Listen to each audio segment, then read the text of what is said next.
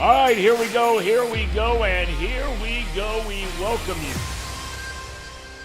you to Dialed In with Tom Brenneman. Was that my computer? Yes. Thank you. Casey McCollister, good morning, our producer-engineer. How's everything with you on this glorious Friday? Everything's going well, Tom. Good. It's going very well. Good. It's been a great morning, very nice morning. Yeah. Very warm, or not too hot, but just like very nice weather. Well, this weekend is going to be incredible. Yeah. I mean, like the high is 80, 81, high 70s on Sunday as a high.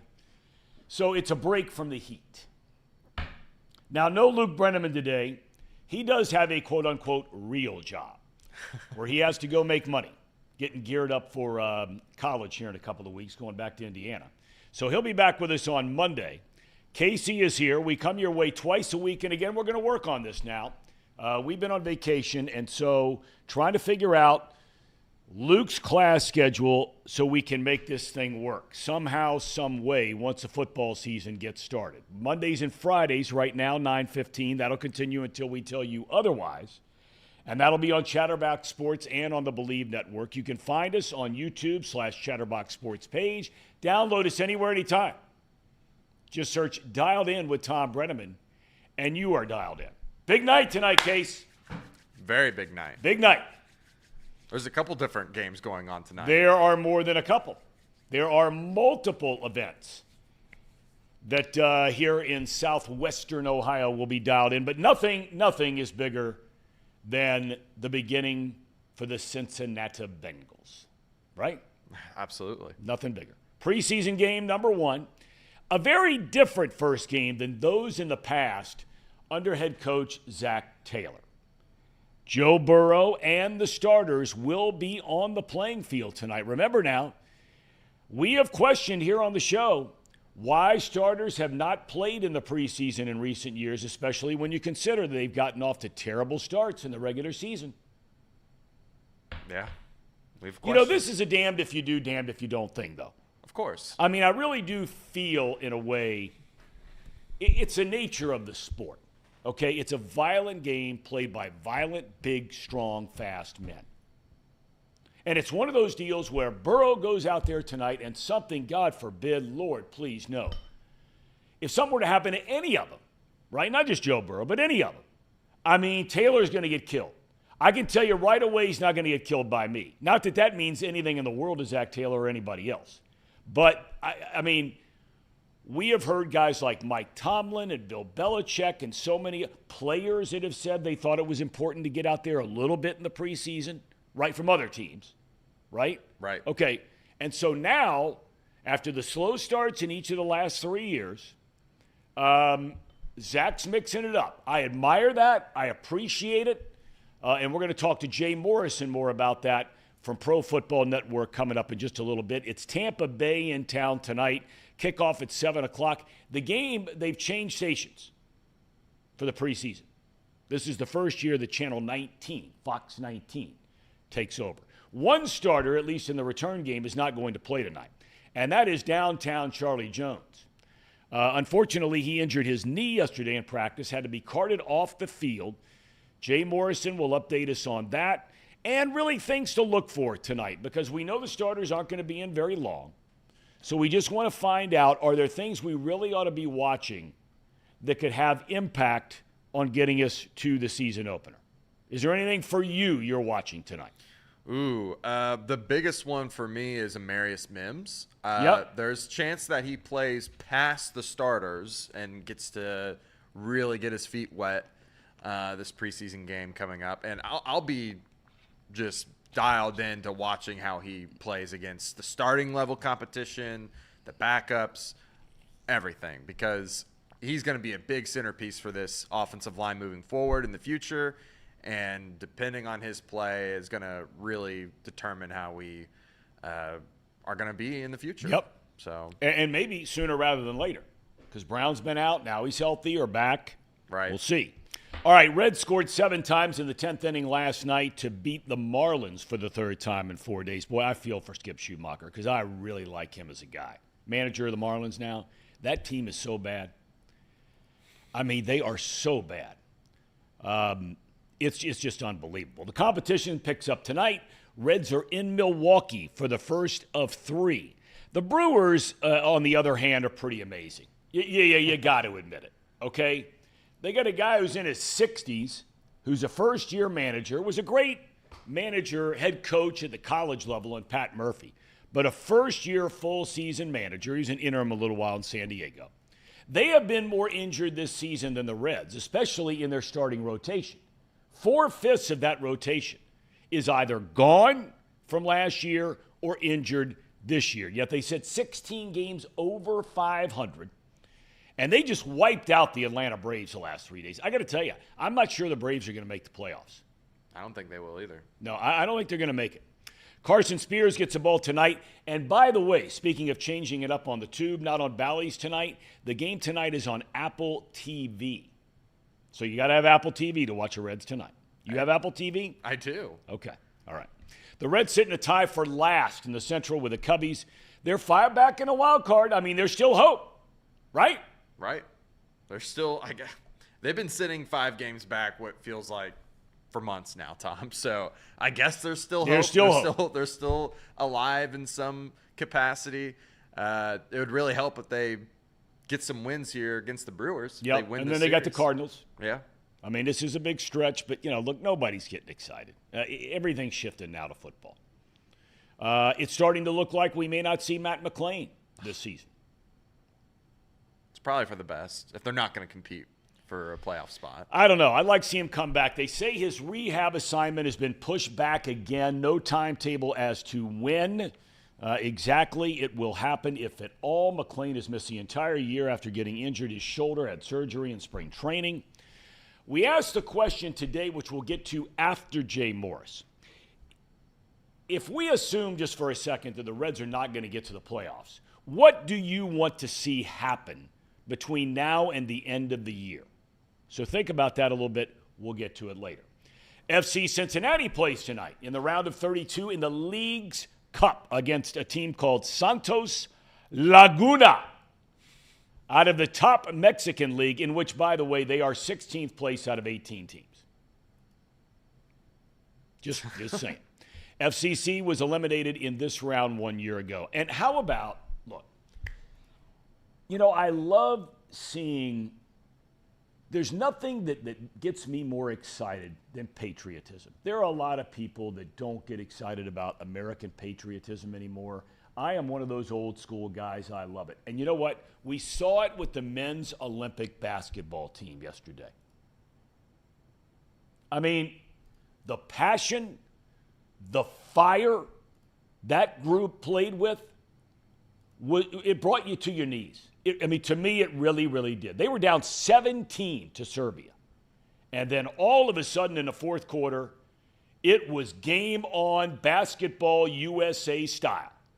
Curry goes for 36, jumping around like a little kid. LeBron, another triple-double. He's jumping around like a little kid, even though he's got the gray in his beard now. Yeah. Right? Yeah, they're excited. I mean, it was unbelievable. They win 95-91, so they advance to the gold medal game, where for the second time in the last 4 years in the Olympic Games, will take on the home country, France, in the gold medal game. The women's team, meanwhile, will play in the semifinals against Australia around 11:15 this morning. All kinds of medals to be won across the board in multiple different sports. The closing ceremonies are Sunday. Have you watched the Olympics much, Casey?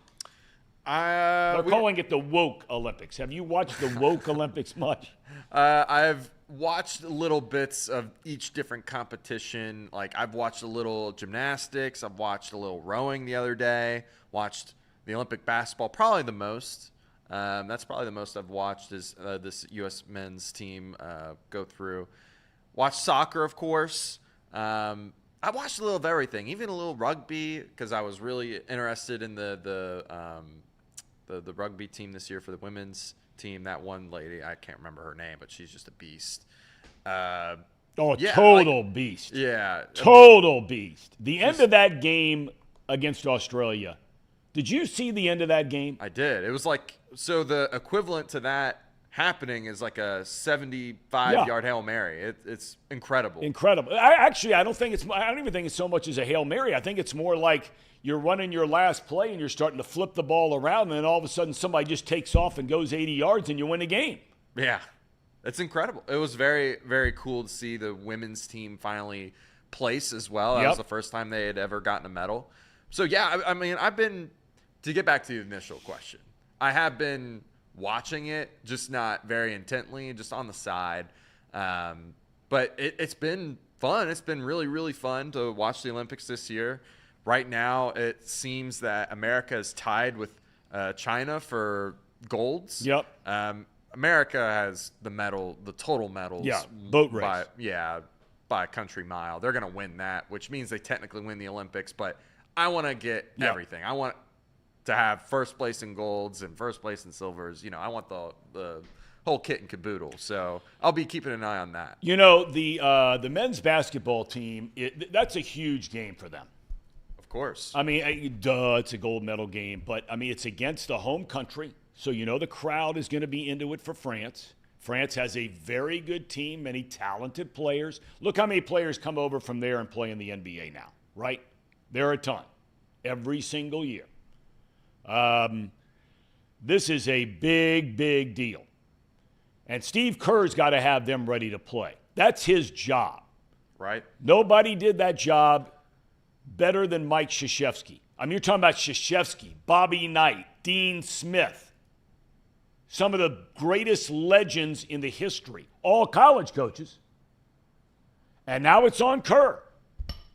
Popovich was able to deliver the goods, right? Right. Okay, now it is Kerr's turn. And there are a lot of people that like him. He's had a great career as a player and a coach. There are some people that don't like him. They don't like his politics. They don't like some of the things he has to say. But that's irrelevant. This is his time now. In a different stage, on a different stage. He's won NBA titles as a head coach, but now he's got to deliver the goods and win the gold. Absolutely. And I mean, what better way to do that than to have your fourth quarter defense hold the team yesterday to 15 points. Yep, 15 points. They outscored them. They doubled their score. Like, it was 32-15 in the fourth quarter. Yep. I mean, what a complete turnaround for that team yesterday. I mean, that just shows that, one, players bought into playing defense. They care. They care. And two, it's great coaching. So I think that America has a really good chance of winning gold. They were already favored in this game coming up, and the game before. They made it a lot closer than it needed to be. The one concern I have is it feels like there's only been like 4 main contributors to this team: LeBron, Embiid, Curry, and Durant. Yep. I need some other guys to step up maybe a little bit. Put in some more good looks. Yep. Some good shots. Yep. Make this not as competitive as it has been. Because I feel like America should just be steamrolling. But as great of players as they have on that team, that roster top to bottom, those 4 guys are the guys. Yeah. I mean, those are the 4 guys that you're gonna win with or go down swinging with. Durant's the all-time leading scorer in the history of the United States in the Olympic Games. Embiid might be the best player in the NBA right now. LeBron is one of the top 3 players of all time in the history of the league. Curry's the greatest shooter in the history of the league, and a winner. So those are the 4 guys you're leaning on. Do we have Jay yet? Let me get him ready. Okay, we're going to get Jay Morrison ready from Pro Football Network. I'm really excited about the Bengals tonight. In these years past, we talked about them not playing starters and all that kind of thing, and we'll talk to Jay about it. But knowing that we're going to see Joe Burrow step on the field tonight after, last season, they probably wouldn't have played him anyway, but he was hurt. And one of the questions Roger was asking very early in the chat, are the Bengals better today than they were this time a year ago? And we'll get into that right now. Our good friend, Ohio University alum, Always looking sharp. The OU guys we bring on here always look good. We bring in these stiffs from Miami, these stiffs from UC. You never know what to expect. But Jay is always looking sharp. How are you, my friend? I'm great, Tom. How you doing? I'm doing very well. You look very tan. I guess you've been outside at the practices all the time in the sunshine, right? Yeah, I play in the sun and I work in the sun at least 2 hours a day. So I do wear sunscreen, but I don't know. I'm out in the sun a lot. So Well, when I had texted you yesterday about coming on and thank you for your time today, you said that you had been out mowing the grass, listening to the Reds on radio. So even when you're not covering the Bengals outside, like you said, you're busy outside. yeah. It was almost. I barely beat sunset mowing last night, but yeah, you can still get tan at night, I guess, as long as the sun's still up a little bit. I think you're right. All right, walk me through. I guess the first thing, Jay, and maybe you don't know because of when it happened and subsequently, what you were told or not told. Is it Jones saying something to be worried about? We don't know yet. It didn't look good. Anytime the cart comes out and the player can't get on the cart himself, he had to be helped onto the cart. Charlie was moving very gingerly in the locker room.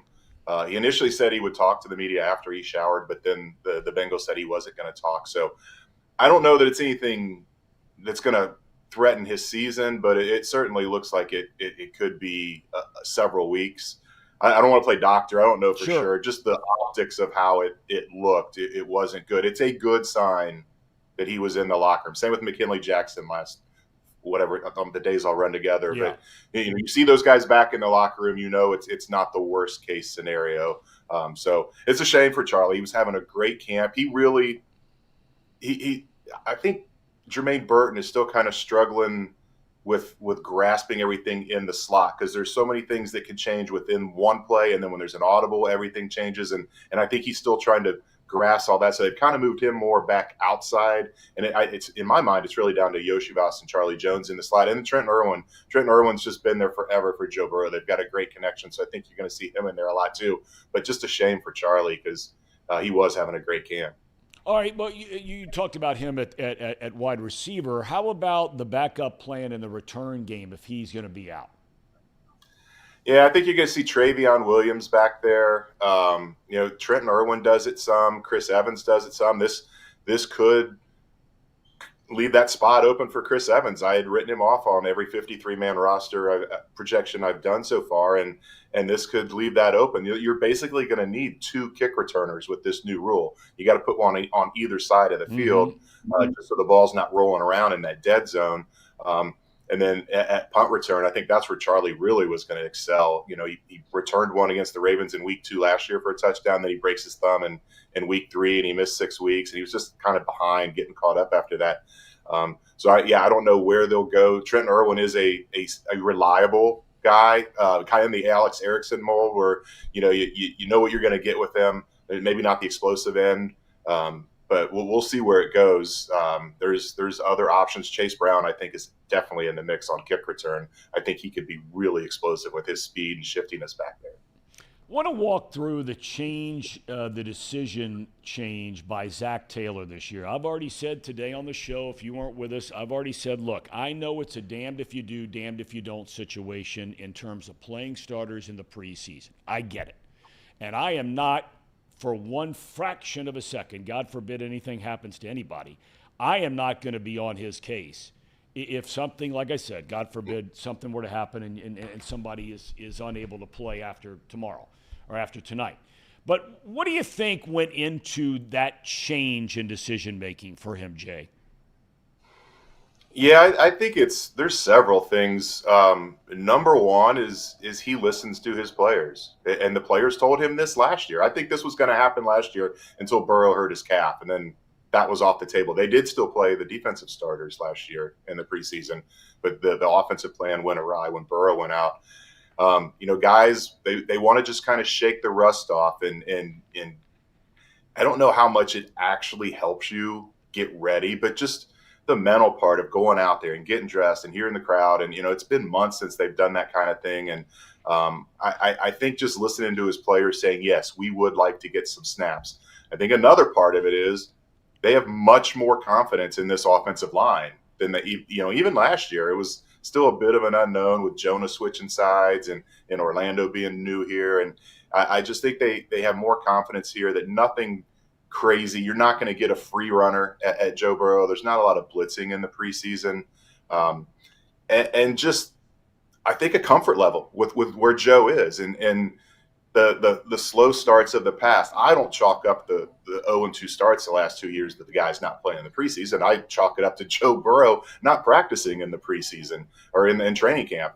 So all those factors together kind of roll into it. You're right. It's a damned if you do, damned if you don't thing. You know who is going to be on Zach's case if something goes awry? The same people that said you have to play these guys the preseason. That's right. They're going to forget they ever said that, and then they're going to criticize him. My one worry, I still don't think the risk outweighs the reward. I wouldn't do it if it was me. The one concern I think should be there is we know how competitive Joe Burrow is. And let's say the first series they go 3 and out. And the second series they're having marginal success and they get to about midfield and it's 3rd and 8 and there's no one open and he tucks the ball and takes off running and opens himself up to something, outside of the pocket. I think they're going to try to play it safe, but once the juices get flowing and these guys get going and it kind of turns into a real game, even then they know it's a preseason game. So that would be my concern. But I do think they want to see him not necessarily take a hit, but get knocked down, get bumped, and see how he's going to brace with that wrist and break his fall. All those things I think are going into why they're going to play tomorrow night. Jay, I don't get a chance to read everything every day. I wish I did, but I don't. But one thing that is perplexed is not the right word. I haven't heard much about Zach Moss. I mean, he's had a quiet camp. He's had a quiet career. That's the reason they went out and got him. Is he was a little bit more affordable than some of these splash running backs. And Chase Brown has had a fantastic camp. I mean, even when they're just thudding and they're just basically two-hand touching in the run game, he's still getting through untouched and breaking into the second level. He's been really impressive. Zach Moss just does what he does, and part of what he does that makes him such an effective running back is after that first contact, he finds another way to get 2, 3, 4, 5 yards as he's falling, as he's spinning. And we just haven't seen that element of his game because they're not tackling in practice. They have been throwing to him a lot. I would say a lot, but more than I expected out of the backfield, and not just on checkdowns, some design screens and stuff. So the running backs really do struggle to make an impact in camp. It's all, even when they're doing 11 on 11, still most of that's passing. And then they go into 7 on 7 and there's no running. It's all passing there. So everything's kind of focused on the passing game in camp. So I think that might be a reason that there hasn't been a lot of talk about Zach Moss. But he's just, when he talks, he's very quiet and very deliberate about what he says. And when he plays, he just doesn't have this splash, this dazzle to his game. But he's going to be a very effective runner, and he's going to be a big part of this offense. Continuing in that theme a little bit, Jay, I remember, the offense last year made a major change as far as getting up under center a little bit more when Jake Browning was the quarterback and Burrow was going to be out for the year.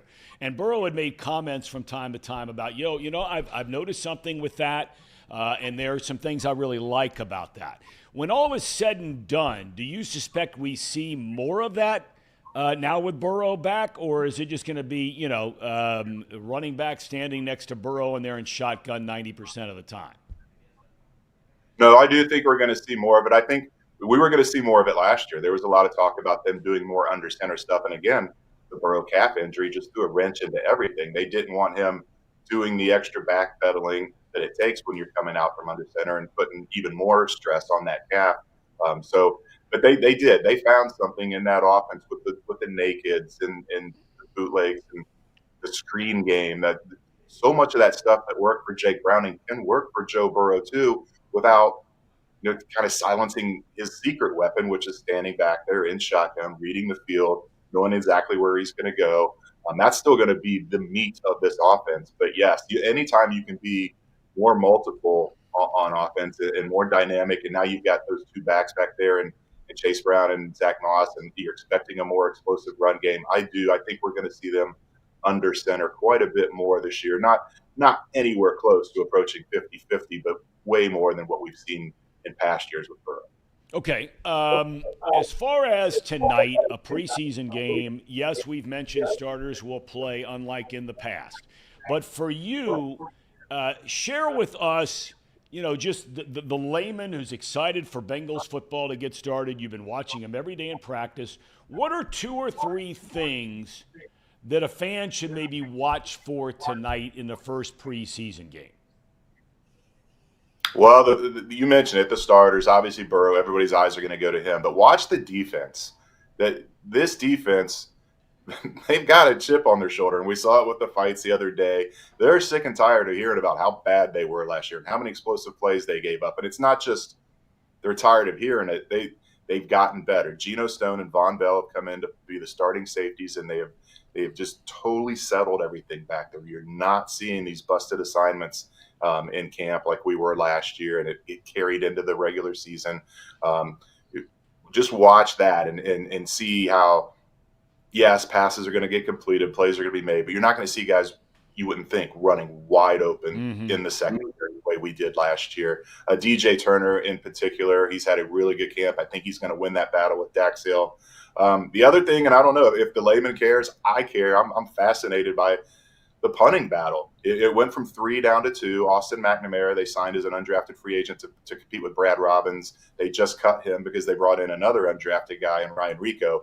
And this Rico kid has a booming leg. It's amazing to watch when he actually gets a hold of one. He is a little inconsistent, but I'm interested to see what that split of punts is going to look like, how Rico performs under the lights. He's coming from BYU. He's never kicked in an NFL game before, even though it's preseason. See if it's too big for him. And then the other thing, like any of these preseason games, the kickoff. This new rule has just totally changed things, and it's been disappointing so far. The Hall of Fame game, the games last night, you just never saw.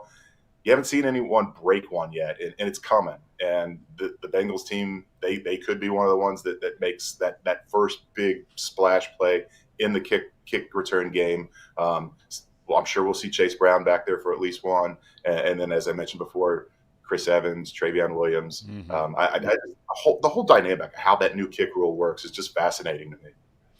The question you've been asked, I'm sure, by your friends, by people in other towns that have you on shows just like this one.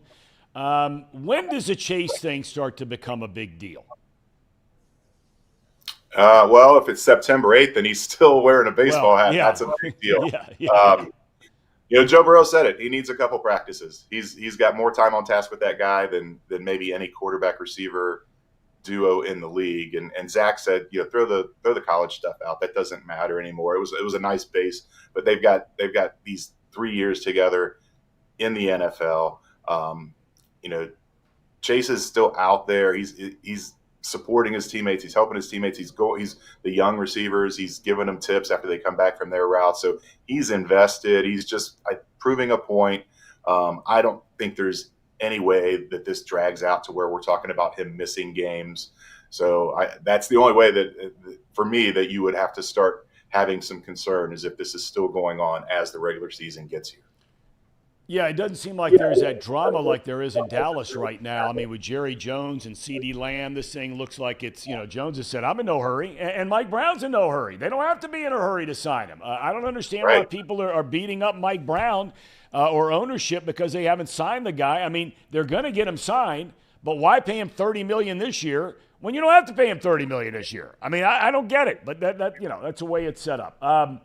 For you, and maybe you've already talked about it with the punting, but I oftentimes have thought that those of us that are in the quote-unquote media, if you cover it long enough, and Lord knows you have in the NFL, is there are things that you're able to notice that I think people who are inside they're not able to step away and see the big picture oftentimes. If there's one guy or one thing that has surprised you during camp so far this year, what would that be?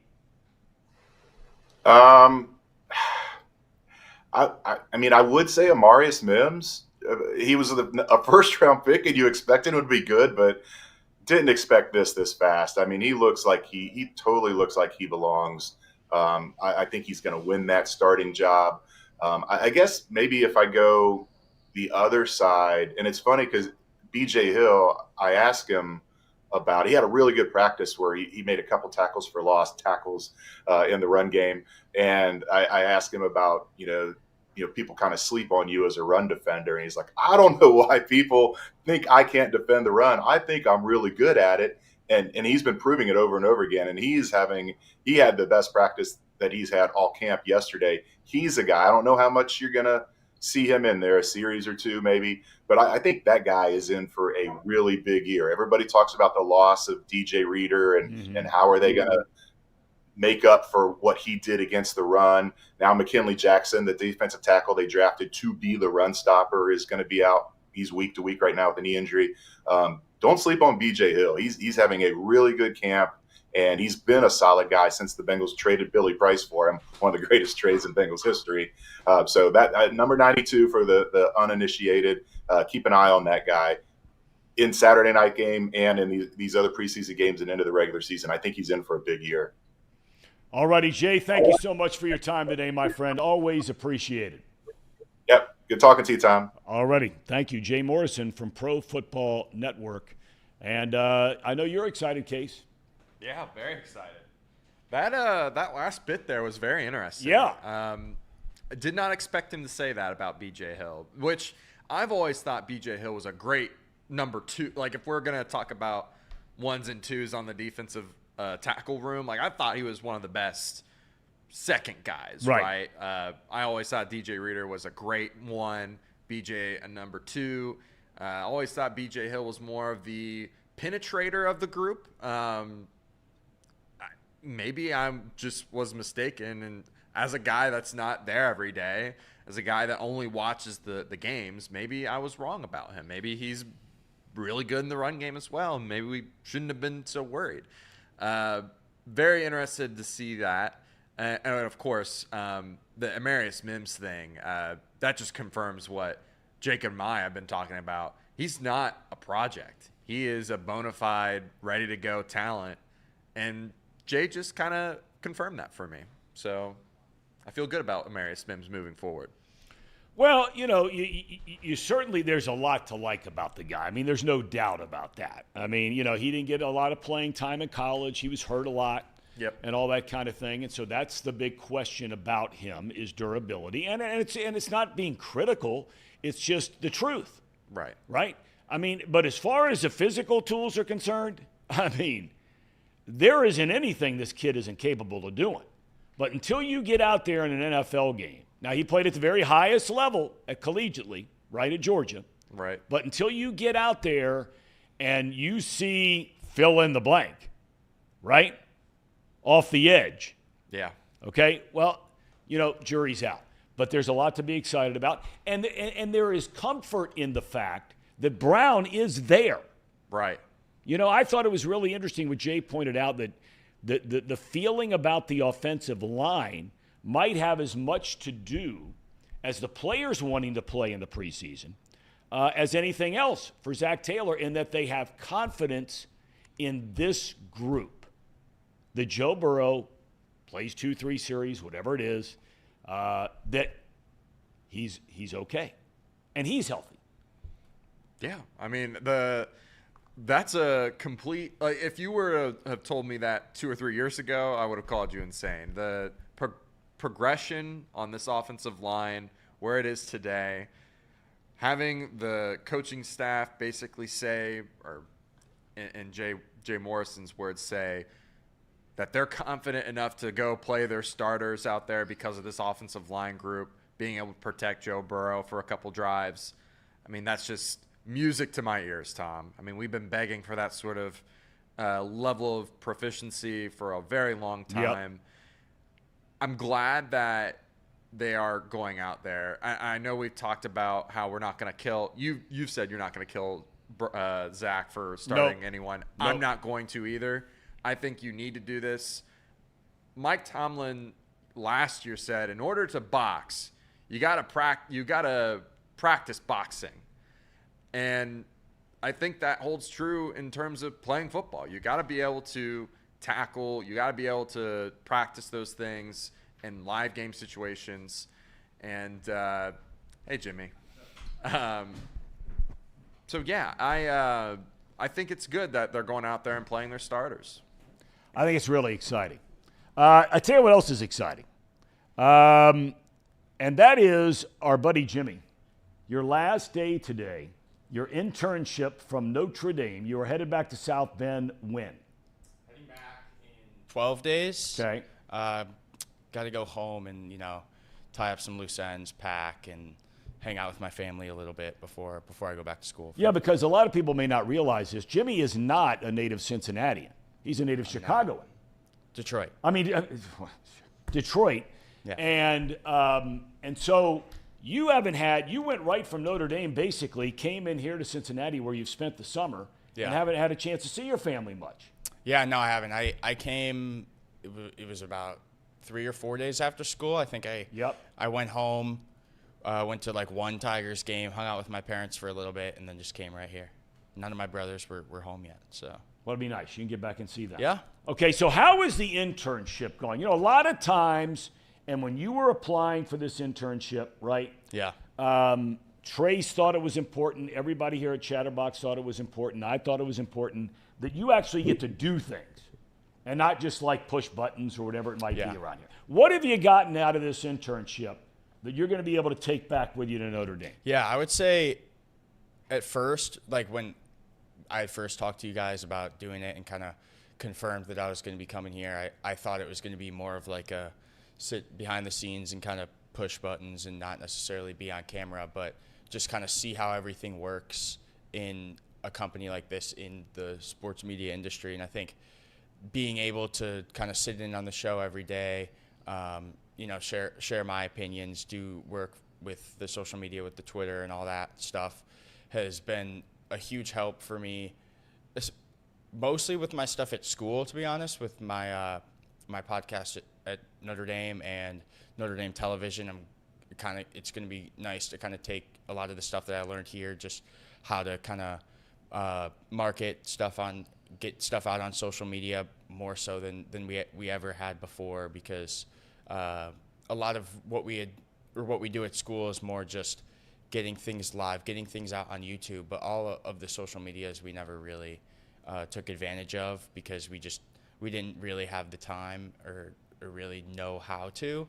And I think here I've kind of learned a lot of like how to do all that stuff behind the scenes, and I'll be able to teach a lot of people there the stuff I learned here, and it's been amazing. I love it. So the name of your podcast at Notre Dame? Yeah, Golden Ticket. Golden Ticket. Yeah. Okay, so check that out. You can download that, I assume, anywhere, right? There are a lot of big Notre Dame fans around here. I mean, until Urban Meyer showed up, yeah, there was a steady pipeline of great high school football players from Cincinnati going to Notre Dame. The Jerry Fowles connection, that Moeller thing, everything. Urban kind of shut that down for a long time. Yeah. But certainly Marcus Freeman, big year for him. Their schedule is not what I would call the most like past schedules. It's not challenging. It's not. Well, it's challenging because there's no layups. I mean, at the end of the day, there are no layups. Yeah. But especially right out of the gate, they go down to College Station, Yep. A&M. I don't know how good A&M is, but that ain't an easy place to play. I know that. It's not an easy place to play, especially the first week of the season with a new quarterback and extremely young offensive line and kind of a lot of questions there, new offensive coordinator. So there's a lot of questions on offense. I think the defense is going to be pretty locked down, and it's more the offense. What are we going to get in the first year with Mike Dunbrock returning to Notre Dame as the OC and Riley Leonard as the starting quarterback? You don't really know, and I think going to play there, where one of the toughest places to play in the country, could cause some problems. But we'll if you guys. We'll have a preview on Notre Dame television here soon on YouTube too for the upcoming season. So I'm excited about that. Well, I mean, the quarterback, if he's healthy, is a hell of a player. Yes. He was at Duke. Yes. Who transferred in. Second year in a row, they bring in a quarterback from the Atlantic Coast Conference. Hartman last year from Wake. Yeah. Leonard now from Duke. Yeah. When he's healthy, he's a great player. When he's healthy, they just got to keep him on the field. And you talked about the young offensive line.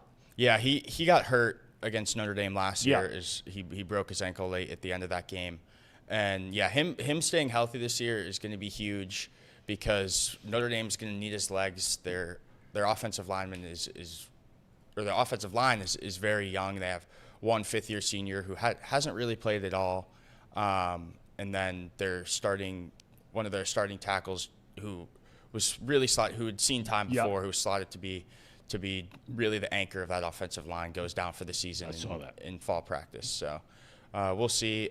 I think Leonard's going to have to move his legs a lot, but it should be fun. I think it's a type of Notre Dame offense that it sounds like it's going to be a type of Notre Dame offense that we hadn't had in a while, similar to LSU's offense last year. Is there anybody here at Chatterbox that you hope you never see again?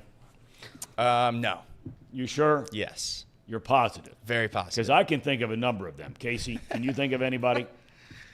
I don't know. I think we're all good friends with Jimmy, right? Yeah. The player formerly known as Mouse Cop says he is lying.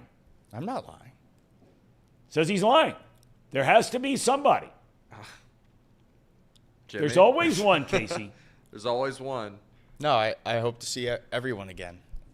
Hopefully very soon. Oh, you know, Tom, he did do his rankings of the Chatterbox employees, and I ended up being on the bottom of this list. No.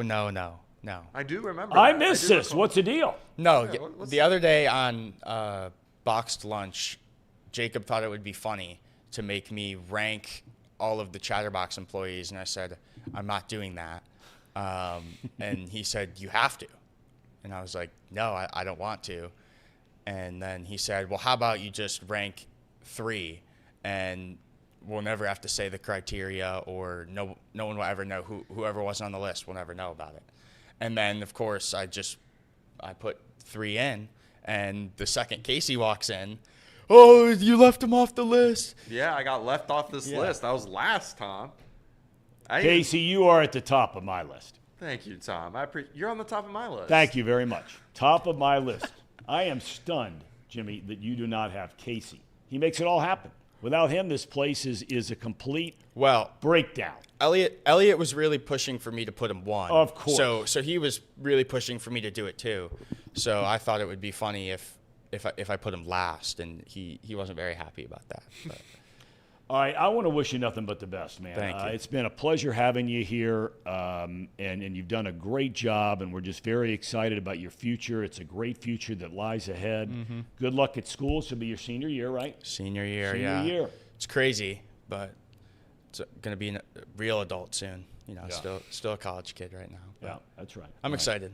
Well, we wish you nothing but the best. Thank you very much. God bless. Great to have Jimmy, and of course he Thank will you. be joining Kenner and the gang here in just 2 minutes with Off the Bench. We did not get to the question that I want to get to on Monday. And Luke will be back Monday. And I had already had him prepped up until I realized he was working today. Yes? Sorry, continue. No. Go ahead. What were you going to say? It's more important than what I was going to say. What's the move? We can't forget to not do this. What's the right. move this weekend? All right. Tom? What's the move, Casey, for you this weekend? For me, it's getting cleaned up today, my house. Saturday, we're going to do a cookout. Nice. We're gonna have my family and friends come to the backyard, and I live right by Voice of America, and they're having a country concert, and you can hear it from our backyard. No kidding. It's not going to be, That's a big deal, that Voice of America concert, right? Yeah, it is. I can't remember who's all going, but there's some big names going. Yeah. Some very big names They do going. it every summer. Yeah. So that's the move. That's what I'm going to be doing this weekend. Cookout, listening to country music a little from a distance, but you can still hear it, and it'll still be a good time. Beautiful, beautiful. The move for me, we're celebrating a big birthday. A lot of couples getting together for a very close personal friend. Jeff Gibson, born and raised Cincinnati guy, not born, but raised Cincinnati guy, and just a fantastic friend. And his birthday party's tomorrow night. So it's going to be outside, under the stars, right? He's got this beautiful backyard. I would imagine there'll be 3 or 4 cases of Coors Light, or maybe you splash around a gin and tonic for a summer drink. Yeah. You know what I mean? Yeah. Don't let Jimmy near the alcohol. No. Oh, my gosh. He's too wild. All tanked up. Jimmy, what's the move? My move this weekend, we're going golfing this afternoon, which I'm excited about. Nice. And then tomorrow, kind of just going to hang out. I think I'm going to make my way down to the Bengals game tomorrow night. And then Sunday, I'm heading home going to celebrate my brother's birthday. So That's a big weekend. yeah, big weekend. All right. All the best, my friend. Thank you. Godspeed You as ahead. well. God bless Jimmy. And Casey, thank you for everything here today. Of course. Great seeing you. The question we're going to get to Monday, what do you want to see happen for the Reds the rest of this season if we're conceding they are not going to be a playoff team? Okay? Okay. If we're conceding that. And I'm not suggesting we should concede that because they're still 5 back. 5 back is 5 back. Right. Okay? So, everybody have a great weekend, a busy weekend. I think I said at the beginning of this show that the Bengals were playing tonight. It's tomorrow night that they're playing, not tonight. It's tomorrow night. FC Cincinnati moved their game to play tonight so as not to interfere with the Bengals game tomorrow night. Correct. So I got that completely screwed up. So everybody, thank you. We'll see you on, good Lord willing, see you on Monday. It is time for Off the Bench, presented by United Dairy Farmers. Here we go.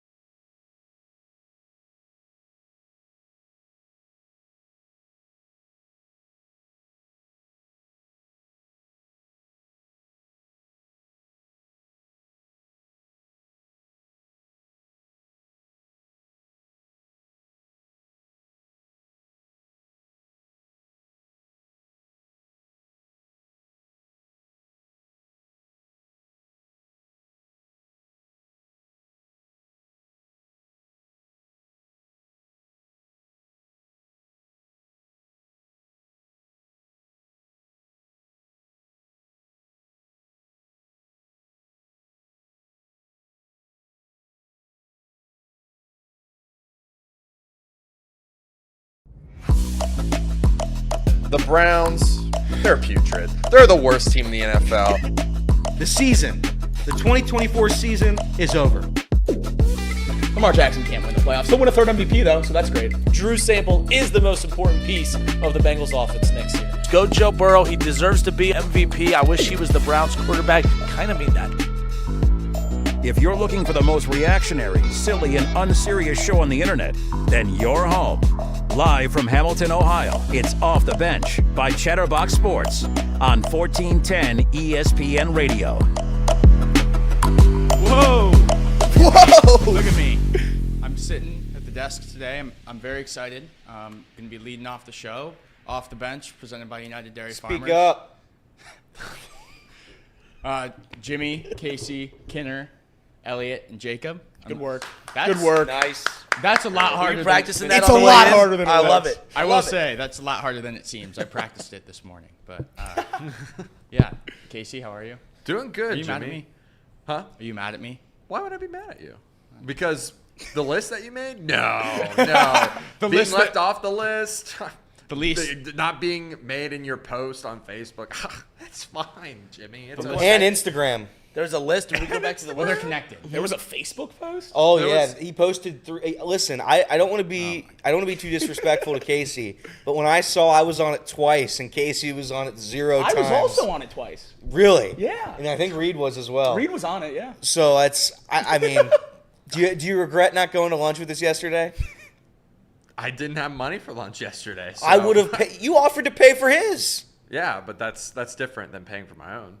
Is he losing a lot of What? bets again? No, so here's the No, thing. I Casey has don't think he skipped ever out. won one. But first of all, but I do think he continues to do these home run parlays, He's- and they've never hit once. He But the skipped one out time on they do. lunch because he doesn't have money, but then he makes these home run parlays. So if they hit, he will have money for lunch, but they don't hit.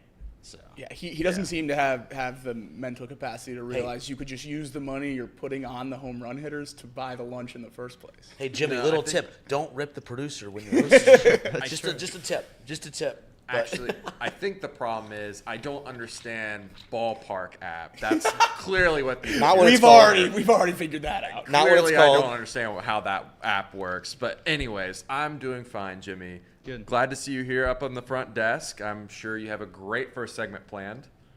yeah, I do. He's like, Yeah. if you all could just let me get to it, that'd be fantastic. Well, no, I want to see how everyone's doing. Kinner, how are you doing?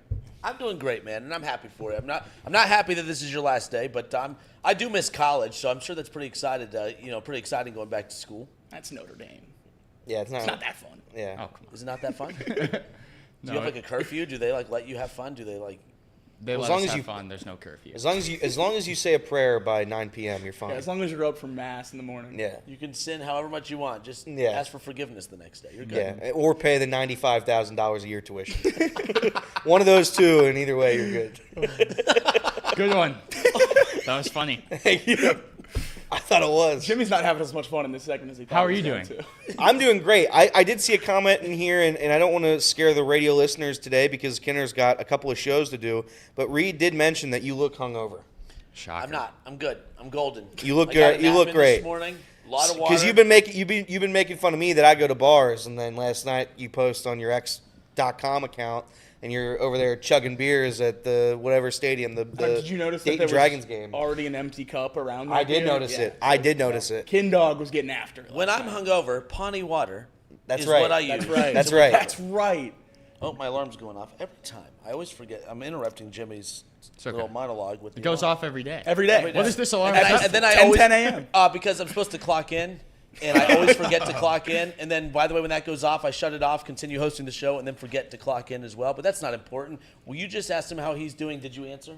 I did. Were you not listening though? I'm listen, hungover, dude. listen, yeah, I am doing good. I am doing good. My commute to work today only took 55 minutes. Wow. So we're improving. Yesterday, again, I'm not a complaint guy. Have Kinner get. I'm not a complaint guy. Yesterday, guess how But- long it took me to get home yesterday? Yes. Oh, to get home. Yeah. I have the amount of minutes. I'll say 45. Oh, bro. Oh, how about 98? How about 98 minutes? I pulled in my driveway right around 5:55, 6 something, right around there. Oh, it was brutal, absolutely disgusting. But that's okay. They just keep fixing the same road over and over and over and over again. 48 out of the 52 weeks. That's okay. Those 4 weeks are going to be great, though. They are. Those 4. Oh, well, we've already used them. Oh, okay. We've already exhausted them. Okay. But yeah, it's fine. It's Friday, so it's a good day. That's right. I'm glad you made it today. We do have a golf competition later. We today. I don't know do. if you heard about We do. this. No, I did not. So there's going to be a Chatterbox scramble later on. It's myself, Sean, a.k.a. The Bear, and Reed, and probably, honestly, Casey, versus these two, that which is moral Jacob and support. Jimmy and Trace. Oh, nice. So A scramble. It's pretty much. So it's Sean, Reed, and Elliot against Trace. and maybe I have And one. or Jimmy two and I good ride in the shots. cart and maybe hit once. Yeah. Yep. It'll be fun. I'm excited. Are you good at golf? I'm not good at golf, but I can play golf. I can imitate a golfer. That's Yeah. all. That's my game. Like if I can shoot under 90. Like my best day is I think I said then it was an 80. that is good. An 83 was my best score ever. Okay, I thought we were close, but no, you're much better than me. Well, I can play horribly, so it's not like you watch any of the videos we put on our YouTube. It's just I look horrible, but at the end of the day, I can sometimes swing a golf club. So that's the important thing. Jacob, how are you doing? I'm doing great, Elliot. Hold Thanks on, for time asking. out. Jimmy didn't No, ask. he didn't let It was him brutal. ask. No, Well, I it's know, like- but we were going yeah. on for seconds there. And nobody He was goes saying all the way anything. around the room. He asks everyone how they're doing. He doesn't even get to me. So, Elliot, I appreciate that. Thank you. I'm doing welcome. great. Jimmy, We go haven't ahead. gotten there yet because when I asked Elliot how he was doing, he took a couple minutes. So, how are you doing? I'm doing great. We should have done this a doing long great. time ago. Like, I'm doing great. I'm Jimmy. still mad at Elliot because he didn't come to my birthday party. So Elliot. And he made your birthday post or your goodbye summer post. I deserved it. I paid for like 10 of his lunches. that's true. He did. I went to his birthday. That's over $100. How much have you given him financially? What are you worth to him financially, Casey? Well, maybe. That's the only way friendships matter, if you give someone money. By the way, if That's we Elliot's main by the way, takeaway. if we all like a talk, frat. if Yeah. we all talk during this whole first segment, he has to do the second segment. That would be great. Just so we're all clear. Yeah, this is bad. We have just totally hijacked this. But Jimmy, I had a seriously, feeling you're it gonna have was to go gonna back go over there. there. Jimmy's just not taking control. You got to take control. Take You're in the control, host Jimmy. chair. All right. I'm glad you guys are here. I'm very excited. And today, they wanted me to plan like a huge monologue and similar to how Reed always does. But last night I watched the Lions last night for way longer than I thought I was going to watch, to be completely honest. I wanted to watch Hendon Hooker, who's hopefully going to be their second quarterback this year. And he didn't come until the second half, so I was forced to watch the entire first half, and then he got a nice 2 drives, and I turned it off.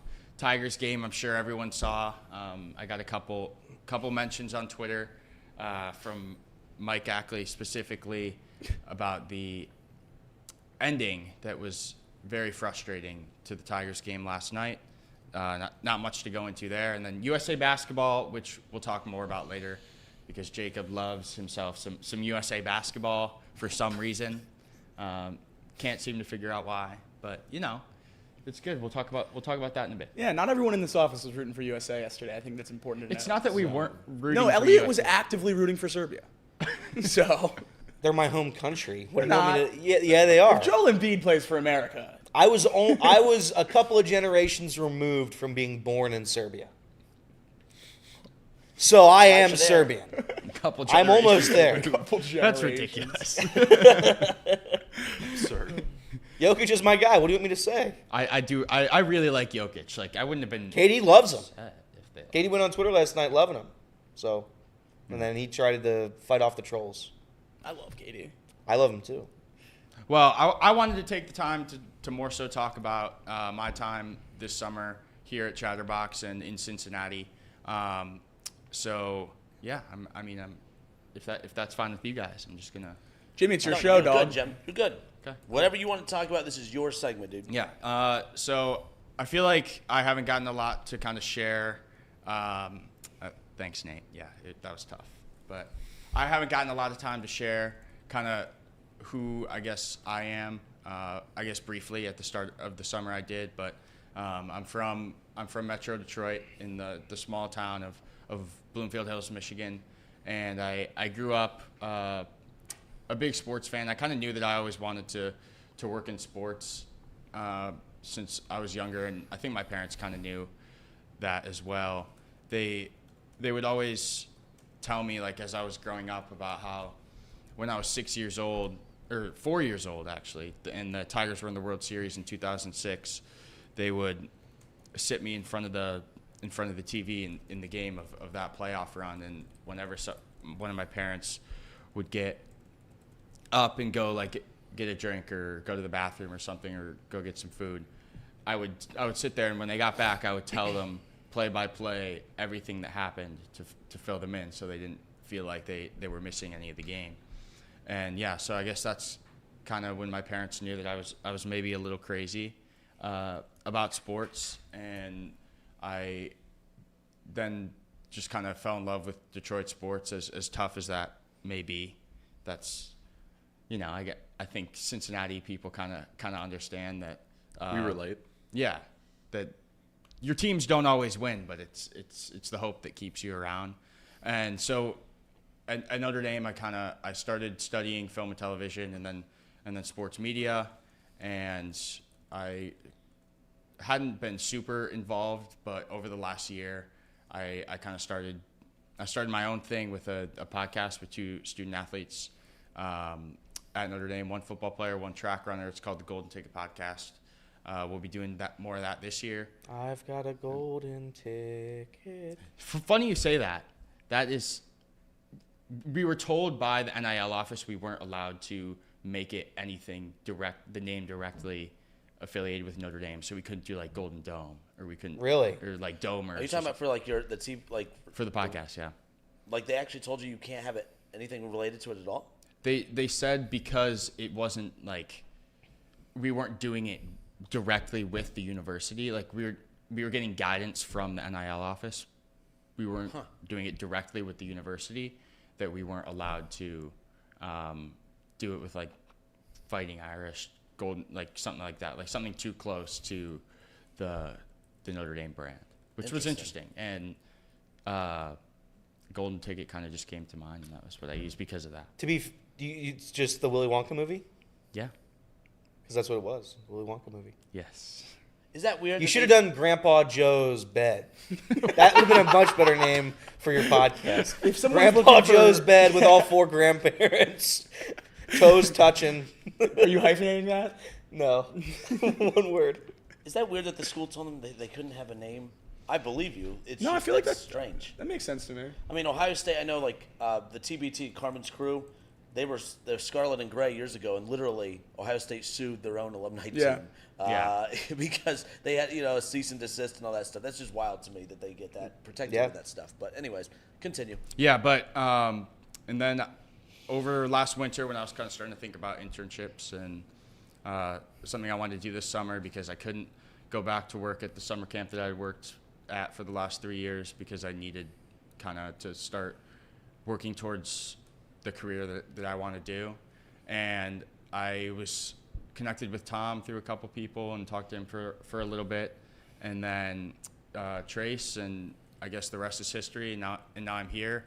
And I guess when I got here, I know Jacob had told me that when he first started his internship, he sat over in the corner and did timestamps and clips and stuff, and that's what I thought I was gonna do. And then the first day I come in, and Tom had me sit in on the show with him and Jacob on Dialed In, and then we talked about pretty much everything we then would go on to talk about on Off the Bench.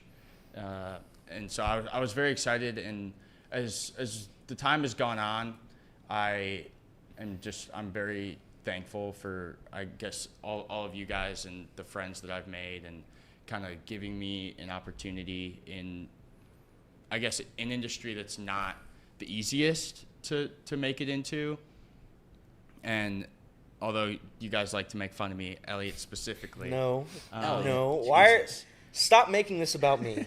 This is your story. I'm very thankful for the time that I've been able to spend, and I'm pretty sad. It's my last day, to be honest, because I don't want to go back and do schoolwork and just try and graduate.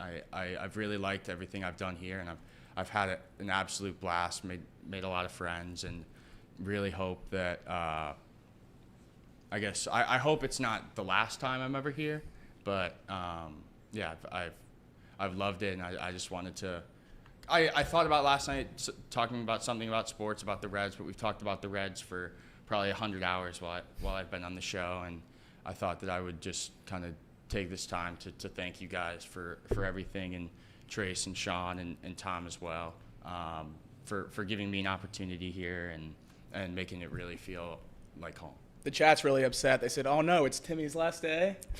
They're really tore up about it. Timmy. Thanks, Timmy. Elliot. Are you Timmy? That's the end of your segment, by the way. So that's 15. Look at that. Yeah, It's a good segment, Jimbo. I tried. That's a radio man. Anytime you've gone to Great American Ballpark this year, is there a favorite game series that comes to mind? There's got to be a favorite moment for sure. Yeah, what's your favorite moment at GABP this year, dude? It's got to be getting that clip, no? Yeah, that is true. Has to be. That is true. The Tigers sweep was great. Capping that off on my birthday was pretty cool. But yeah, I would say when the fan who we talked about yesterday ran on the field and I just like happened to take a video right when he got out there and threw it up on Chatterbox, and it got a lot of views. So that was pretty cool. Biggest post on X today. Yeah. That post. Attaboy. That's right. Attaboy. But yeah, thank you guys. I'm sad that I have to leave after today, but I hope to see you guys sometime in the future, and thank you guys for being there with me through the entire summer. And yeah, thank you. So we'll be right back on Off the Bench, presented by United Dairy Farmers. Stay right there.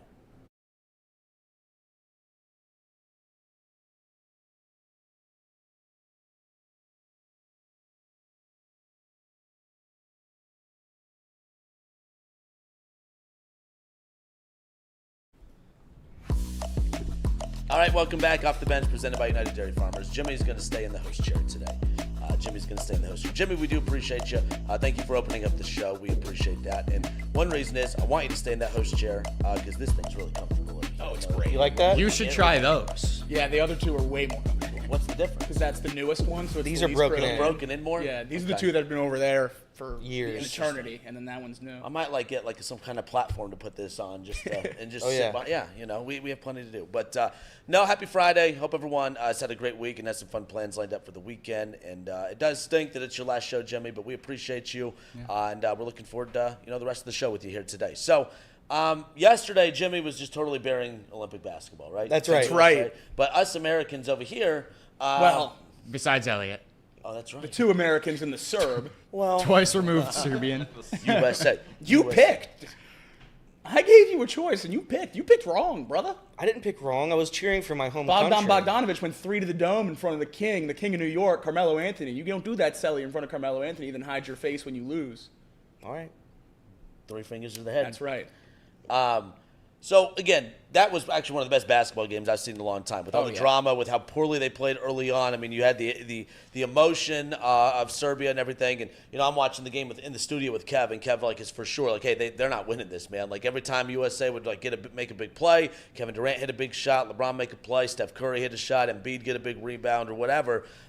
Serbia would go down, you get the 4-point play at one point. I mean, it's just insane. Every time, and I even checked out for a little bit. I didn't think that there was a chance. But it is weird. I'm going to get Jacob's take on that game from yesterday. But, watching KD go at fans on social media is kind of interesting because I don't think the fans are wrong for sitting here saying that, well, you guys are happy that you came back to beat a team that you should have blown out, that you made it harder than you needed to. We'll get to that aspect coming up in a moment.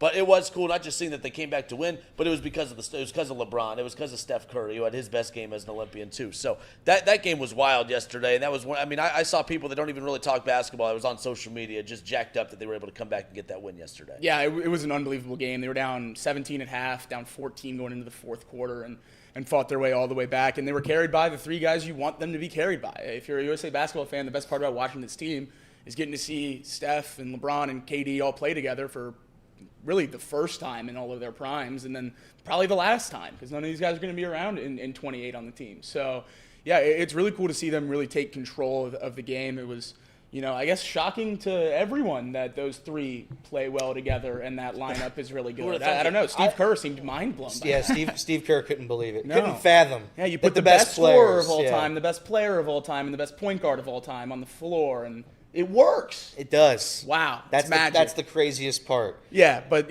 Serbia, I mean, they did play a great game. They were 15 of 30 from three until, going into the fourth quarter. They didn't make a single three in the fourth quarter. So USA really turned on the defense at the end of the game there. You like to think that that this is going to light a fire under them for the gold medal game, and they're going to go out there and they're going to play really hard from start to finish because they started off real sloppy in that game, and that's what dug them a hole. Luckily, they were able to come back, but against a team maybe that's a little bit better in France, you probably can't climb back from a hole that deep. Wemby's been unbelievable with the FIBA rules so far. He loves the no 3 seconds in the paint on defense. He's been dominant around the rim. So I'm really interested to see what France does. They benched Rudy Gobert in their semifinal game. He only played 5 minutes. Was that injury or was that? He said it's injury. The coach said it was matchups. Really? So one of them's lying. We don't know who, but. Yeah, we'll see how much he plays in the game. That's the thing about. I mean, it was the complaint with Joel Embiid early in the tournament. A lot of the big men from the NBA struggle with the FIBA rules because the rules around the paint and rules around the basket are so different. You can't, draw as many fouls by ripping through. You can stand in the paint and block the rim. So it's a little bit harder for the big men to adapt. But that's another headline from yesterday. Joel Embiid, what a game! I mean, he went crazy yesterday. There was a lot of hate, me included, from him early in the Olympics about playing poorly, maybe sabotaging the team, but no, needed him the most yesterday, and he came through. So it was really, really cool to see the players that you expected to carry Team USA carry Team USA. Well, the Joel Embiid thing, it was not really mad at him for not playing well. I mean, you want him to play well, but it was the Steve Kerr constantly it was like forcing a square peg in a round hole. Yeah. Now, he came through yesterday, so that's fine, but it's like, you have Anthony Davis on the bench. You have Bam on the bench. Guys that, Anthony Davis is a star. Bam's not like a superstar, but that's a guy that can get up the floor quicker, can still play good defense. There's a lot of people clamoring for him to play, but Embiid did step up yesterday and make plays when he needed to. So Jimmy's take yesterday, I saw where he was coming from with why people don't really truly dive into Team USA because it's like we're told how this team is supposed to be the best team. I mean, we have the best basketball players in the world. And I think the rest of the world has caught up with USA from a basketball standpoint, or at least closed the gap as far as that's concerned. And we're seeing that a little bit now, especially with Serbia yesterday. But they're expected to not just win. Like yesterday they won. We should be happy that they won. I know we're happy that they won, but a lot of fans are not happy that they won. They're pissed off that they look so poor doing it, right? And Jimmy or Jacob, you and I are Ohio State fans, and I know that this comes into play during college football season a lot, right? When you have a team as good, like with Alabama, Ohio State, Georgia, and others, when you don't play a good team every single week, you're expected to blow those teams out. You're not like when Ohio State opens up the season against Akron, I'm not expecting a week one shootout. I'm not expecting a instant classic between Ohio State and Akron when the season opens up. In fact, Ohio State doesn't really play anybody until October 12th, I believe, when they play Oregon. So for the first 4, 5, 6 weeks of the season, I'm not really expecting a good game at all from Ohio State whatsoever. But I will say that if Ohio State does find themselves in any kind of tight game at any point through those first 4 or 5 weeks of the season, and they do edge out a win, I mean, yeah, I could be happy that they won, but I'm not going to feel super happy about the win if they didn't blow out an opponent that they're supposed to blow out. So I see why in this particular situation, we are told that Team USA is the Ohio State or the Alabama of Olympic basketball, right? Like no country should come close to Team USA's basketball team. So when Team USA does come back and they do it in dramatic fashion, and it was a hell of a finish and an exciting finish, you see the passion of the players on the floor. They're all hugging and they're everyone's super jacked about it. Then they get back to the locker room and KD sees Twitter and everyone just blasting team instead of saying great game, awesome finish, what a fantastic matchup, whatever. It's just crapping on him because wow, look at all you had to do all of that just to beat Serbia. No disrespect to Serbia, it's a good basketball team. But we, in our heads, Team USA should not have to fight to win any of these matchups. And they had to fight yesterday to do that. That's why KD's going at fans, mocking him yesterday, because I think he's a little upset. He wanted to celebrate that come-from-behind win, and I don't think these athletes truly felt the love on social media that they were anticipating. But it's the same for our Ohio State, Alabama teams. If they don't blow out bad opponents, we're not going to say, hey, man, at least we got the W. I'm not a at least we got the W guy. If you don't beat opponents the way you should, I'm going to kind of jump on you a bit, at least especially at the college level. And I think that's kind of the vibe we're getting with this Team USA win. I understand the sentiment, but at the same time, it's vastly different. And this is no knock on the great Ohio State football program. I didn't really bring them up, but I know. Okay, I understand your rationale, but this is a vastly different tournament when every game's single elimination against the other country's best players. Correct. It's a little bit different. I understand that people want them to win by 50 because you think they should. But at the end of the day, when everybody's do or die, living with their last breath, that's what this is. It's every team's hungry. Winner goes on, loser goes home. And if you squeak out a win against a back-to-back MVP in Nikola Jokic, I don't think you should be really shocked. Yeah. I think the United States. And Bogdan Bogdanovic is a good NBA player. Yeah. Now, I will say the United States has fallen down by decent deficits this tournament. For sure. I think they've fallen back at least by 20 points twice, and then by this one they were down 17. So there have been instances, but at the same time, I'm not going to blame the coach, but I feel like not all these games have had the best lineups or the best starting five, the best five out there at the same time. It was just like Jacob said, it was just until yesterday when Steve Kerr elected to do that. So I think he was trying to make a lot of people happy at the start of the that tournament. could have been it too. And then it got a little tight yesterday, and he said, well, screw feelings. We're going to have to win a game. That's probably it.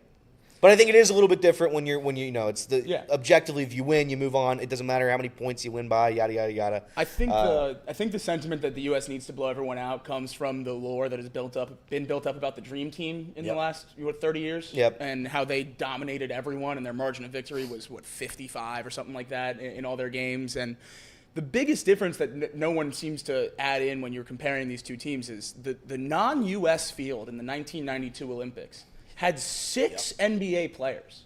6. Yep. There were 3 on Serbia yesterday.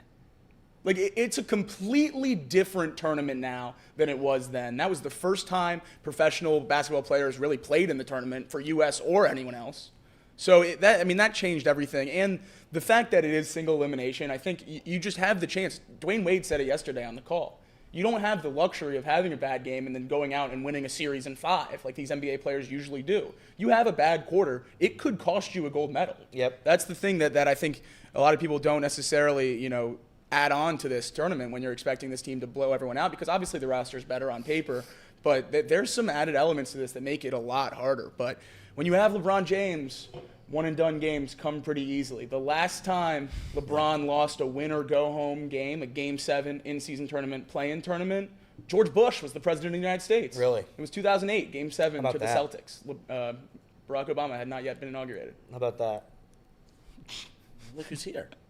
Hey, Reader. Is he going to come in? Is he going to come in? Open chair. Shout out Open to chair. Reed. There's an open chair for Reed. Just Jimmy's book bag, he claimed the spot. No. Jimmy can technically bring him in. He's the host. Jimmy is the host. You can, true. you can bring him in if you want. But real quick, so Jimmy, yesterday, your take was, it's like if they win, they're supposed to, but Right. if they don't, that's an embarrassment. I thought, man, your take was going to be vindicated yesterday because I didn't think they were going to come back and win. I know. But what's your takeaway after yesterday? They won, and all that matters is winning, yes, but they, with all the hype around Team USA, right, the best team, team is better than the Dream Team. Yeah. Having to fight as hard as they did to get that win does what for you? Yeah, I don't quite understand. I know Steve Kerr's kind of been catching a lot of slack for the way that he's done the lineups and all that throughout this tournament. And then yesterday you see them go down 15 or so heading into the fourth quarter, and all of a sudden you throw out 3 of like the best players of all time, and it works. And now I just don't understand why they weren't doing that all along. I understand that you have all these guys on the team and you have to get them minutes, but at the same time, is that not what the group stage was for? Like, if you really want to go out and win this gold medal, why don't you go out with your best players, your best lineups, go really put teams in the dirt and go take the gold medal. But yeah, I thought it was kind of funny how yesterday, after I said that I don't care about Team USA and winning the gold medal because I feel like there's no other option for them than to win the gold medal, and it's not like a huge thing for me. And then yesterday they go out and they almost lose to Serbia, who, mind you, I'm a big Nikola Jokic fan. I think he's incredible, and I think him being able to do what he did with that Serbia team yesterday and throughout this tournament is really shows how phenomenal of a player he is and how he makes everyone around him a lot better. But yeah, I think it would have been pretty funny if right after I kind of ripped into the idea of Team USA not dominating throughout this tournament, they went out and lost to Serbia, but they didn't, and now they have France, which Is that going to be a good game? I think so. Well, I hope not, but I think so. Wemby's just been so unbelievably good, and we've struggled at the bigs. 80 had 3 fouls with like 5 minutes left in the third quarter yesterday. So if he gets into foul trouble, I don't know how much I trust Embiid to be down there with Wemby the entire game. They have Evan Fournier, who's been great in this tournament, and then another guy, I forget his name, not an NBA player, but another guard who went off against Canada and really carried them to the win against them, Canada, who was the second favorite. I do see a lot of people giving Jokic a bunch of credit for yesterday, as they should be. He was great. I think it's important to remember this Serbia team got a silver medal in the World Championship last year without him. This is a very, very good team. And then they added maybe the best player in the NBA. So, it shouldn't have been that close. I'm not giving the USA a full pass. I do think the 15-point spread was, A, their lowest of the tournament so far, and B, I thought it was a little high to start. This is a good team that they played and lost to. And their coach, I'm going to butcher the name, but I'm going to try. Svetislav Pesic. Nailed it. I think that's right. I think that's right. It. He's the Serbian basketball coach. He's been their coach for the last 2 years. He was the coach of Germany in the 1992 Olympics. So he's the only coach to coach against both the Dream Team and this team. He said after this game that there's no doubt in his mind this team is distantly the best Olympic team ever. So interesting nugget from a guy that watched him play.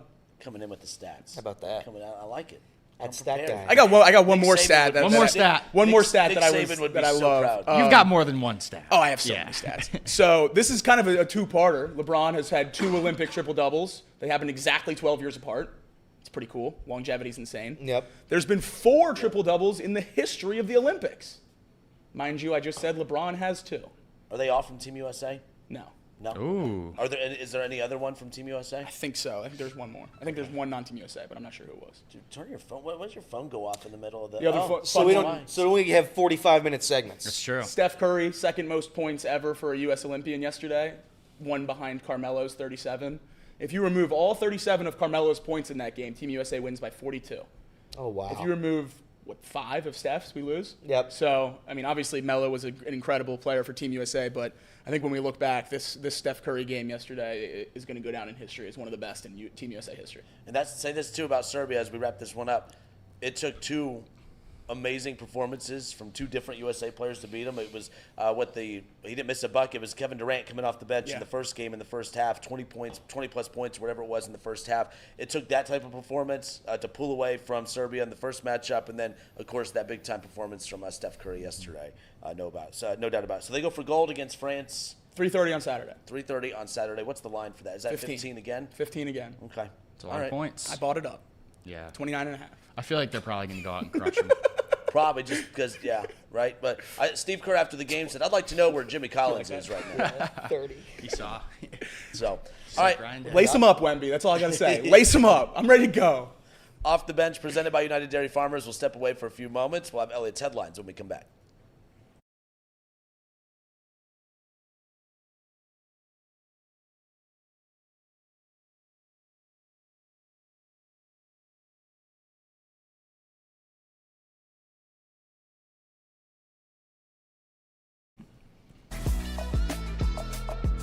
All right, happy Friday. Off the bench, presented by United Dairy Farmers. Dialed in with Tom Brenneman earlier today. He had a chance to catch up with Bengals beat writer Jay Morrison, Pro Football Network. Some interesting takeaways from Tom Brenneman's conversation with Jay that we'll get into. I know, Casey, you were producing that show. A lot of interesting takeaways from that as camp continues. We'll also have Jacob's camp updates with the Bengals coming up here a little bit around the corner. We opened up with Jimmy's farewell monologue, of course. Jimmy, it's his final day here before he heads back to school at Notre Dame, so we appreciate him. He's sitting in the host chair. Doing a great job. We appreciate him, no doubt. Recapped that exciting come-from-behind win yesterday, Team USA against Serbia. And again, it was wild just seeing the social media reaction, just really burying Kevin Durant and others. It should have been go to social media, be praised. I wasn't trying to make it about Ohio State in that first segment. I see people really upset about that. I'm just glad he didn't make it about the Browns. Well, I mean, that's a really good team. I'm just talking about an average.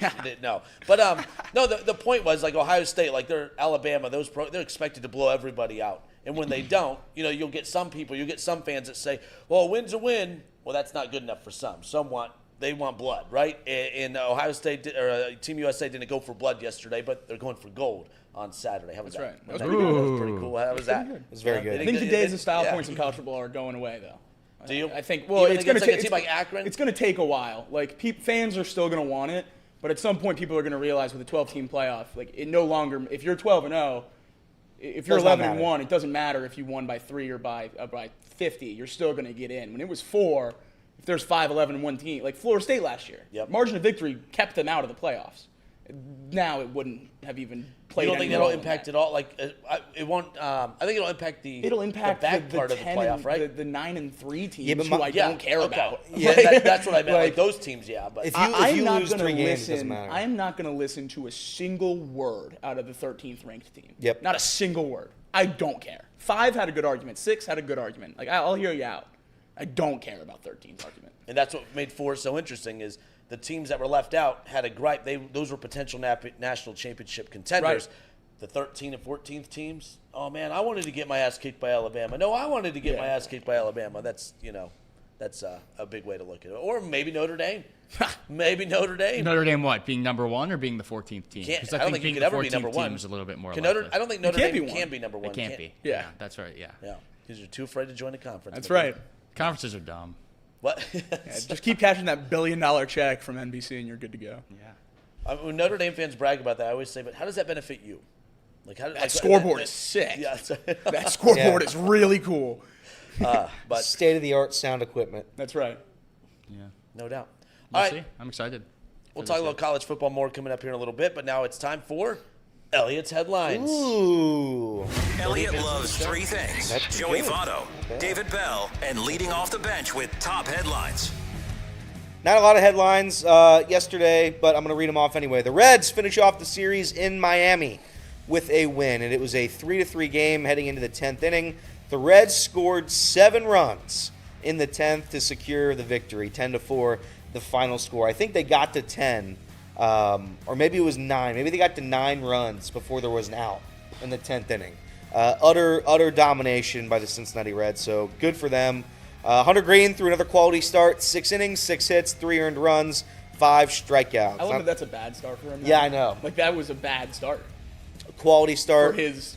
I mean, I'm not 2.9 ERA for Hunter Green this season. unbelievable. That's cute. Ellie De La Cruz went 3 for 5 with a stolen base and a walk. 11 hits in the series for him. He now ties Shohei Ohtani, I believe, for the league leader in WAR. F-WAR. F-WAR. Again, there's 2 wars. F-WAR, he leads or he ties Shohei Ohtani for the lead in F4 the is the NL. better one for me right now because it has Ellie higher. That's correct. And that's how you choose. Ellie De La Cruz again, incredible. If you had any doubts about Ellie this season, they have surely subsided. TJ Friedl, he hit another home run yesterday. Good to see his power come back a little bit this series. Cleanup hitter. Cleanup hitter. Will Benson has now had a hit in each of his last 4 starts. Almost at the Mendoza line. Almost there. One day. The Reds take on the Brewers tonight, 8-10. Carson Spires faces Aaron Savali. Savali is 2-8 on the season with a 5.14 ERA. Spires is 4-3 with a 3.59 ERA. If there was a chance for the Reds to get some runs against the Milwaukee Brewers, it would be tonight against Savali, but we will see. Any shot we win this series?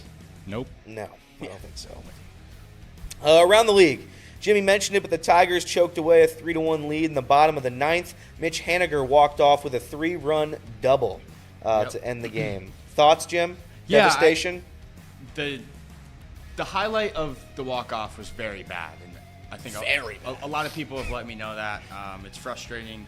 That's a glorified 4A player playing out in right field because we're missing our 2 right fielders. But, yeah, I think that's just one of those losses where you kind of just laugh. You kind of just laugh it off. They played a great series, and it got away from them at the end there. They still won the series, so small victories for a not-so-good team. But, yeah, it was really bad. Don't get me wrong. But I kind of just chuckled. It's about what you're going to get with a I'm sad. I'm sad about it. Your last day, and I didn't get to say they won on the headlines. I know. It's all right. The You Phillies. can still shout him out though. You can go back and say it and say, but the Tigers win the series. But you just did that. He wouldn't. But you repeat did that. it. Yeah, I wouldn't repeat it. That doesn't Tigers make much win sense.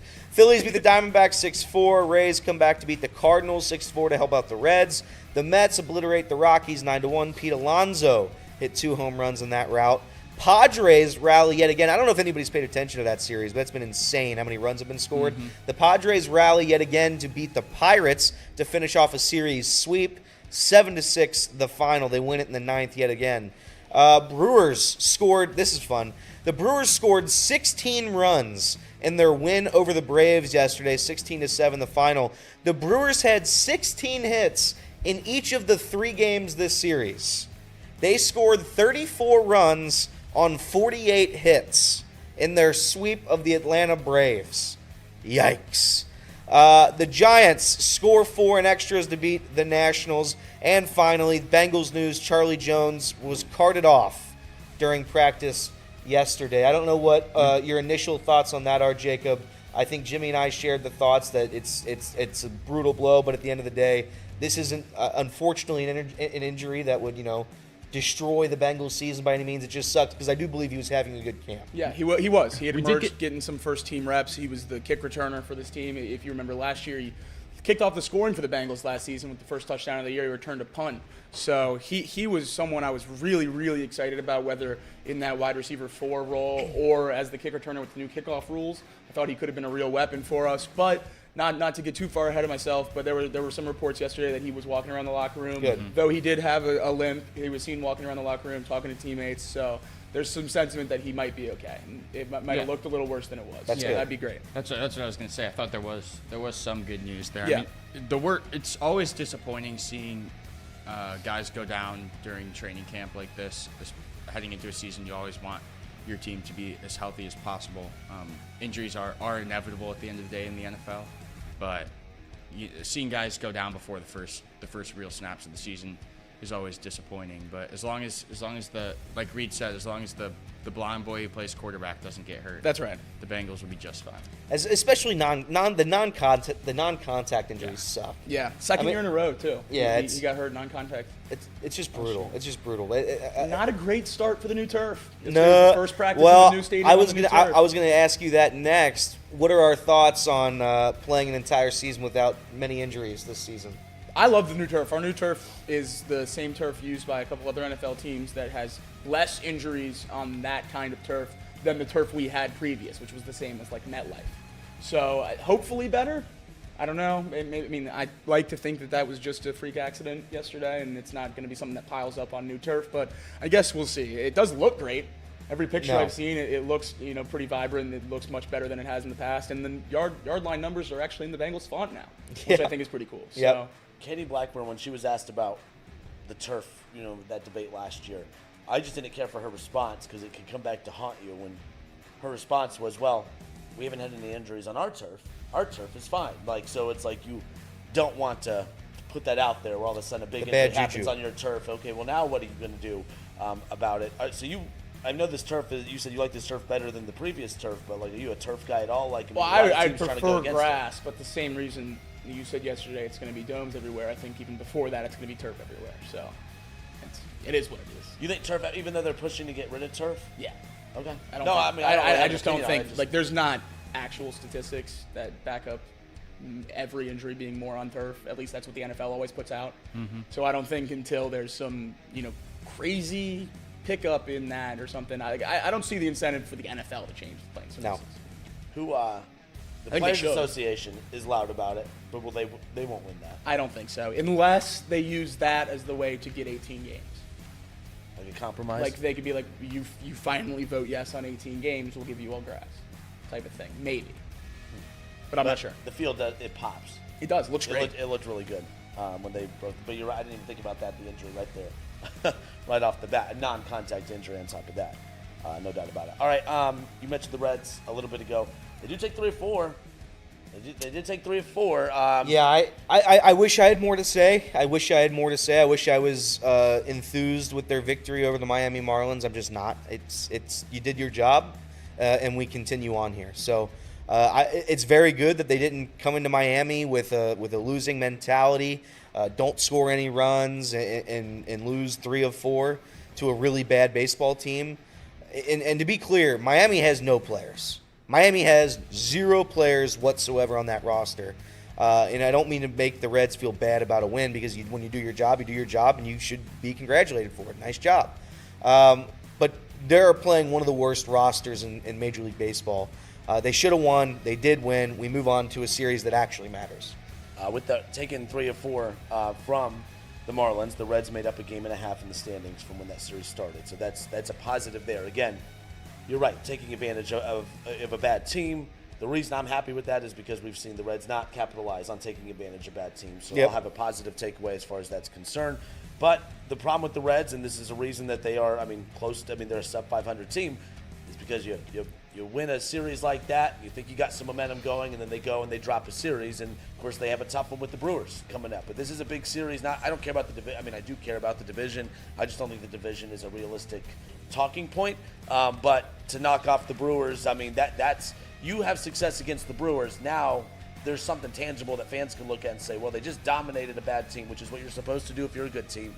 And then you look good against the division leader Brewers. Now there's a little bit of something there to maybe grasp onto. But I think moving up, making up a game and a half and taking 3 or 4 from the Marlins is big. 5 games back, but so are the Cubs. The Reds 6-4 in their last 10, as are the Chicago Cubs as well. How about the Pirates, though?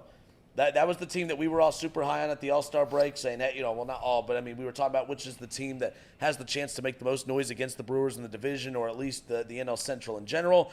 The Pirates, 4.5 games back, but they've lost 4 straight. They're 4-6 in their last 10. Yeah, unfortunate for them. I'm glad. I'm not going to act like I'm upset about their collapse, but they were playing great baseball there for a little bit right after the All-Star break, and then it's really fallen apart here lately. So, yeah, it's kind of surprising. I guess you can kind of expect that, though, with young players. We saw it with the Reds last year. They really tailed off towards the end. This is a little earlier than when it happened to the Reds, but maybe the Pirates, just aren't quite ready yet. Skeens wasn't going to be unbelievable the entire time. Obviously, he hasn't really had a hiccup yet, but he's going to tail off at some point. And then O'Neal Cruz just keeps hitting 130-mile-per-hour singles. So you can only do that so many times before it doesn't count for runs. I don't know. I think the Pirates are still a couple pieces away. We'll see what happens to them, but I think this might be more of how the rest of their season goes as opposed to what we saw earlier. And the Pirates pitching-wise were great. Right. Offensively, they never had it this season, not even from the beginning, not during the middle, and certainly not right now. So I think at the deadline they added 2 players that couldn't hit as their big pieces, as their big moves to try to stay in contention.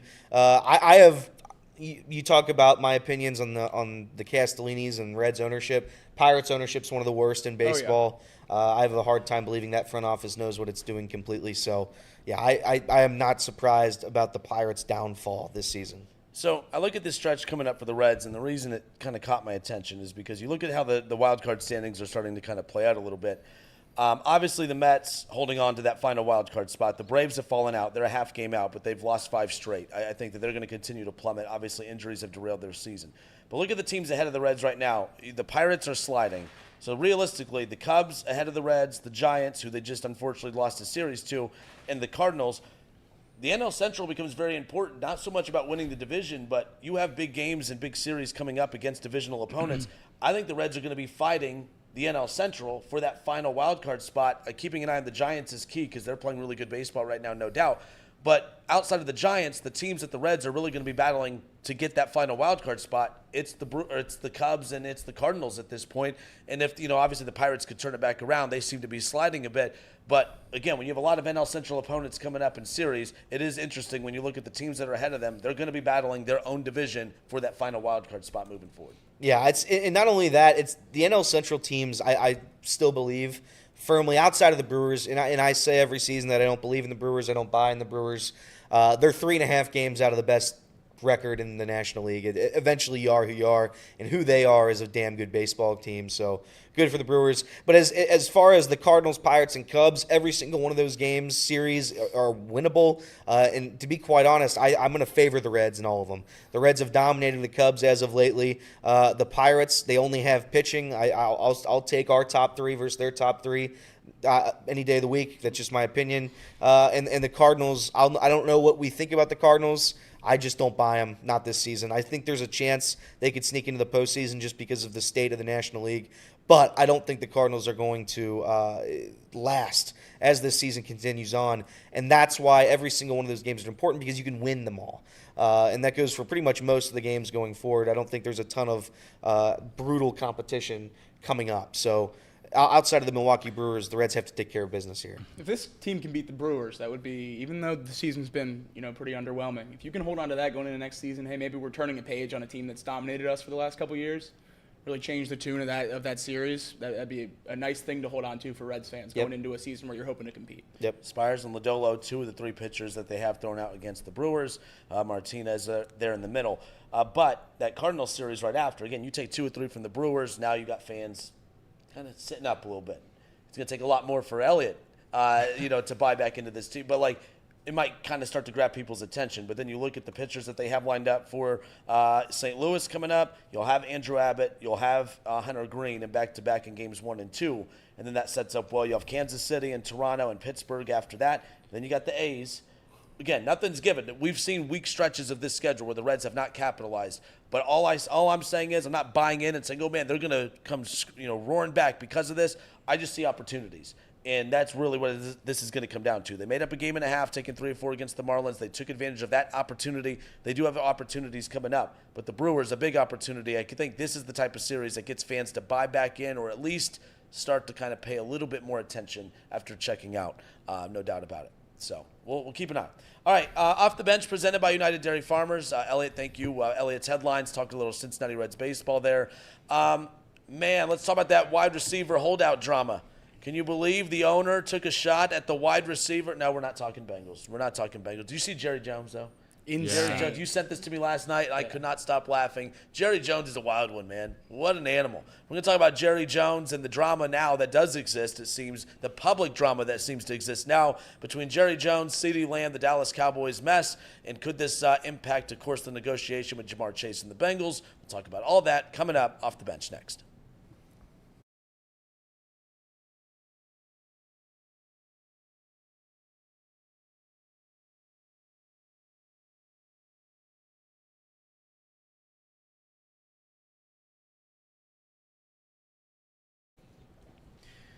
All right, it's that time. Chat, you know what it is. It is ad time. And boy, do I have to tell you about this lovely bottle of water right here. I already drank it all. You know what it is. It's Pawnee water. Made right here in Hamilton, Ohio. Uses natural limestone filtration, unlike the artificial processing of the brand's use. The result being a healthy alkaline water, and some say the best tasting water in the world. And visit Pawnee Water at PAHHNI-water.com so you can buy this great tasting water. Kenner, you got your water over there? I know you need to really hydrate. That's right. It's my 3rd bottle of the morning. Oh, 3rd bottle of the morning. Big fan of Pawnee water. Casey has 5, 6 bottles over there. Gosh, dude. I do. Oh, look at that. Jimmy's got his bottle. Everyone's got their bottles.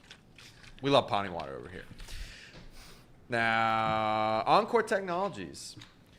Encore Technologies. The Bengals Report is proudly sponsored by Encore Technologies. At Encore Technologies, we deliver cutting-edge IT solutions for a data-driven world. From mobile computing and desktop support to advanced data center solutions, we help businesses enhance efficiency and productivity. That's right, Jimbo. Visit encore.tech, where your path to innovation begins. Here. Are we going to have to just not say the productivity for 3 days when Jimmy's gone? I think that's what in we'll do. memoriam, we just leave that 2 seconds of silence.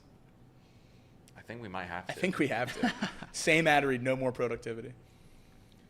I can't remember what we did when Paul left, but I'm pretty sure I just left it blank.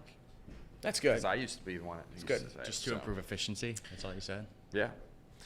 Take the guesswork out of buying tickets with Game Time. Download the Game Time app, create an account, and use code OTB for $20 off your first purchase. Again, terms apply. Use code OTB for $20 off your first purchase. Download Game Time today. Last minute tickets, lowest prices guaranteed. And of course, we've got some games tonight. FC Cincinnati, they have tickets for $9. I can't remember the team name. It's like Santos or something like that. Tomorrow, the Buccaneers game, $11. You can go check that out. Cardinals this Tuesday, $4 tickets for the Cardinals series. Cincinnati Open on the 15th, got $120 tickets. That right there, I think we'll get you the discount code. So definitely check that out. How about that tennis? How about that tennis? Let's do that tennis. Let's play that tennis. And lots of other bands like Green Day is coming into Great American Ballpark. Tommy Rhett, Tommy Rhett. Yeah. The Bengals. Diesel. Shaquille O'Neal. DJ Diesel will be spinning the boards at Great American Ballpark. Cool. Is this one of those? You get the ticket to the game and then the concert, or is this like a separate like Thomas No. Rhett and that like this? Thomas is, Rhett's post game as well. So that's okay. So he just plays a couple like No, singles. it's a and then- full hour. Yeah, hour and a Oh, half. very cool. Hour and a half. Have you ever gone to any of the concerts Yeah. for the Rhett? Okay, I have not. I go to most of them. I love Very them. cool. It's really probably the cheapest way to go to a concert in the city.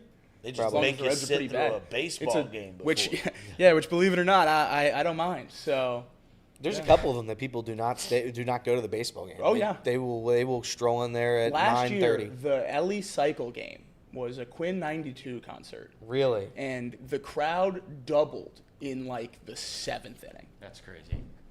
They That got to is see the neat. cycle. That's pretty But cool. yeah, I mean, the crowd doubled. I remember that being talked about, how crazy it was, because it was all Yeah. chicks that wanted to see Quinn 92. Yeah. Didn't care about the baseball game.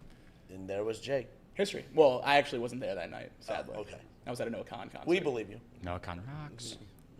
Where was he at? The one next to Great American, or not Great American. Icon? Next The to Icon one? Andrew Brady. Andrew Brady. Andrew Brady. Is it still called the Icon? It's one of the two. That one went to. I think the indoor stage and the outdoor stage have two different names. Okay. I think think the it was- Icon's the indoor stage. I think it was Kenny Chesney I saw there. I think the view at night when you have the skyline of Cincinnati in the background. I thought that place was cool. It was one of my Yeah. favorite places to go to a concert when they move it outdoors. I thought that was pretty neat. I think it was Kenny Chesney a few years ago, but that was really cool. So, are we still in ads? Yeah, we are. Aren't we? Yeah, we're still in ads. My bad. We hijacked it like Jimmy's opening segment. Yeah, that's right. It's all good. It's all good. I was wondering what analogy you were going to use for hijacking there. There's a lot of options. There are a lot of options. You chose a safe one. What's happening? Nothing. Nothing. Let's finish the ads. He didn't get it. Let's finish the ads. Yeah, so if you haven't done so already, please hit the like button. Share the show with a friend. Helps us grow. Helps You did. more people join in the chat so you can enjoy each other's company. So I think we're also doing box lunch later. That's right. Right after the show. You got a lot. Lunch ladies box. Quiplash. So we're gonna do Quiplash. And Mark Fetters, I want to see you there. We're gonna have. I'll introduce the new version of Quiplash today. It's gonna be. Is this the natural progression of Quiplash 3? No. Well, yes, but no. It's going to be a themed Quiplash. Every answer is going to have to be themed. So you can still be the usual dirty Quiplash answers, but they will be themed now. I like and that. I have a theme. I like that. I like that. I like this new edition. So, yeah, if you haven't done so already, check out our memberships. $10 will get you basically all of our videos access for that. And then $25 will get you a discount code for our merch store. We would really appreciate it. Check that out. Share it with the show with a friend. Like it. All that fun stuff. Yeah, let's hop right back into the radio.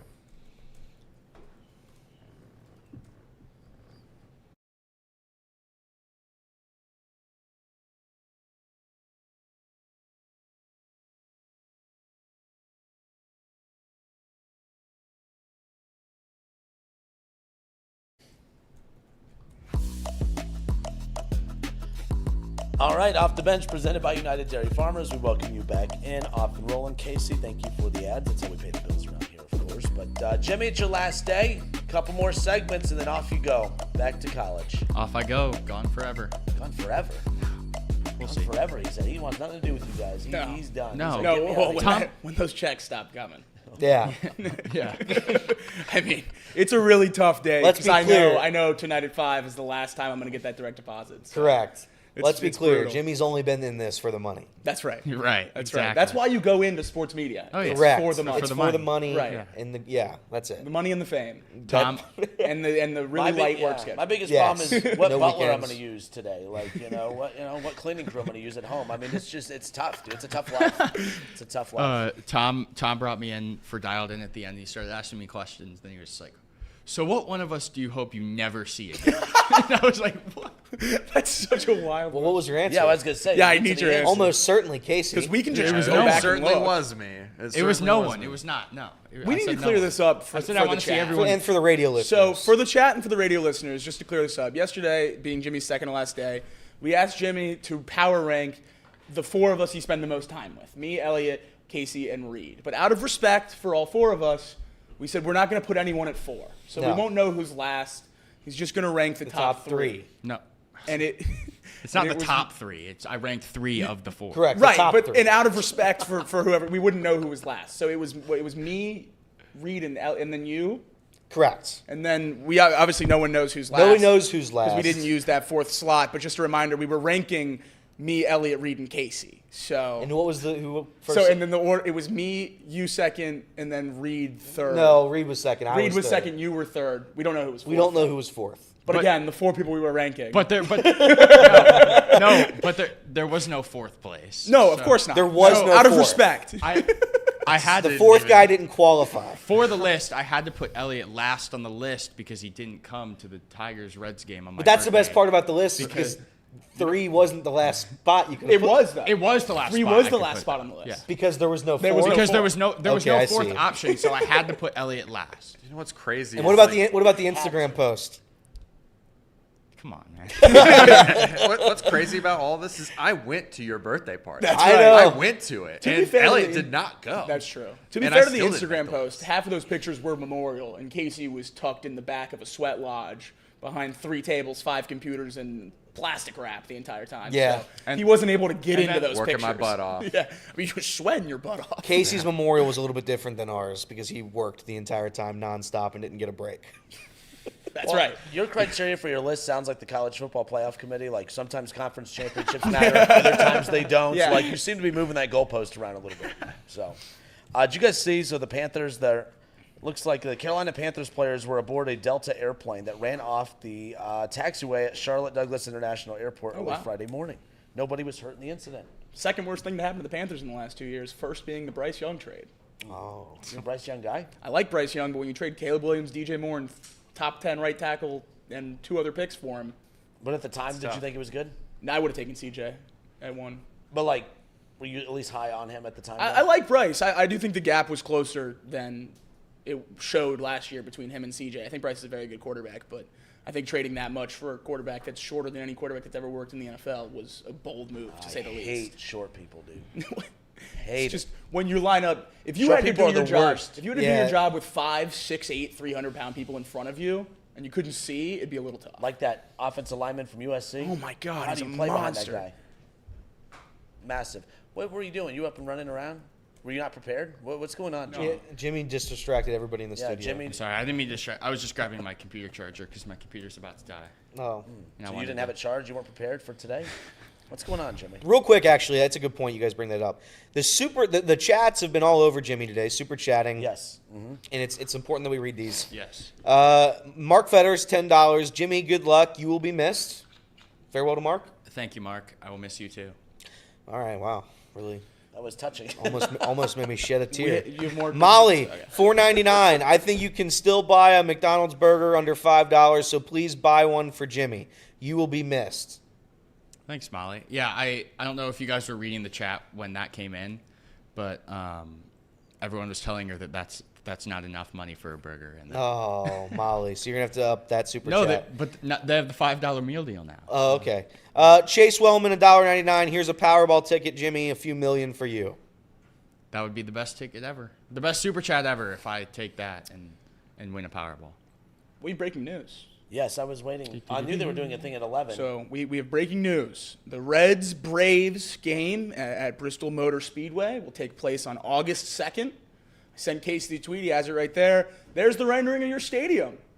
There's what it's going to look like on the track. So pretty interesting. Haven't had a chance to read the article yet. I'm sure that'll go into how many seats are available, the actual dimensions of the stadium, and everything like that. So we'll certainly look into that and get more information to you guys later. But looks pretty cool if you're in about 30% of those seats.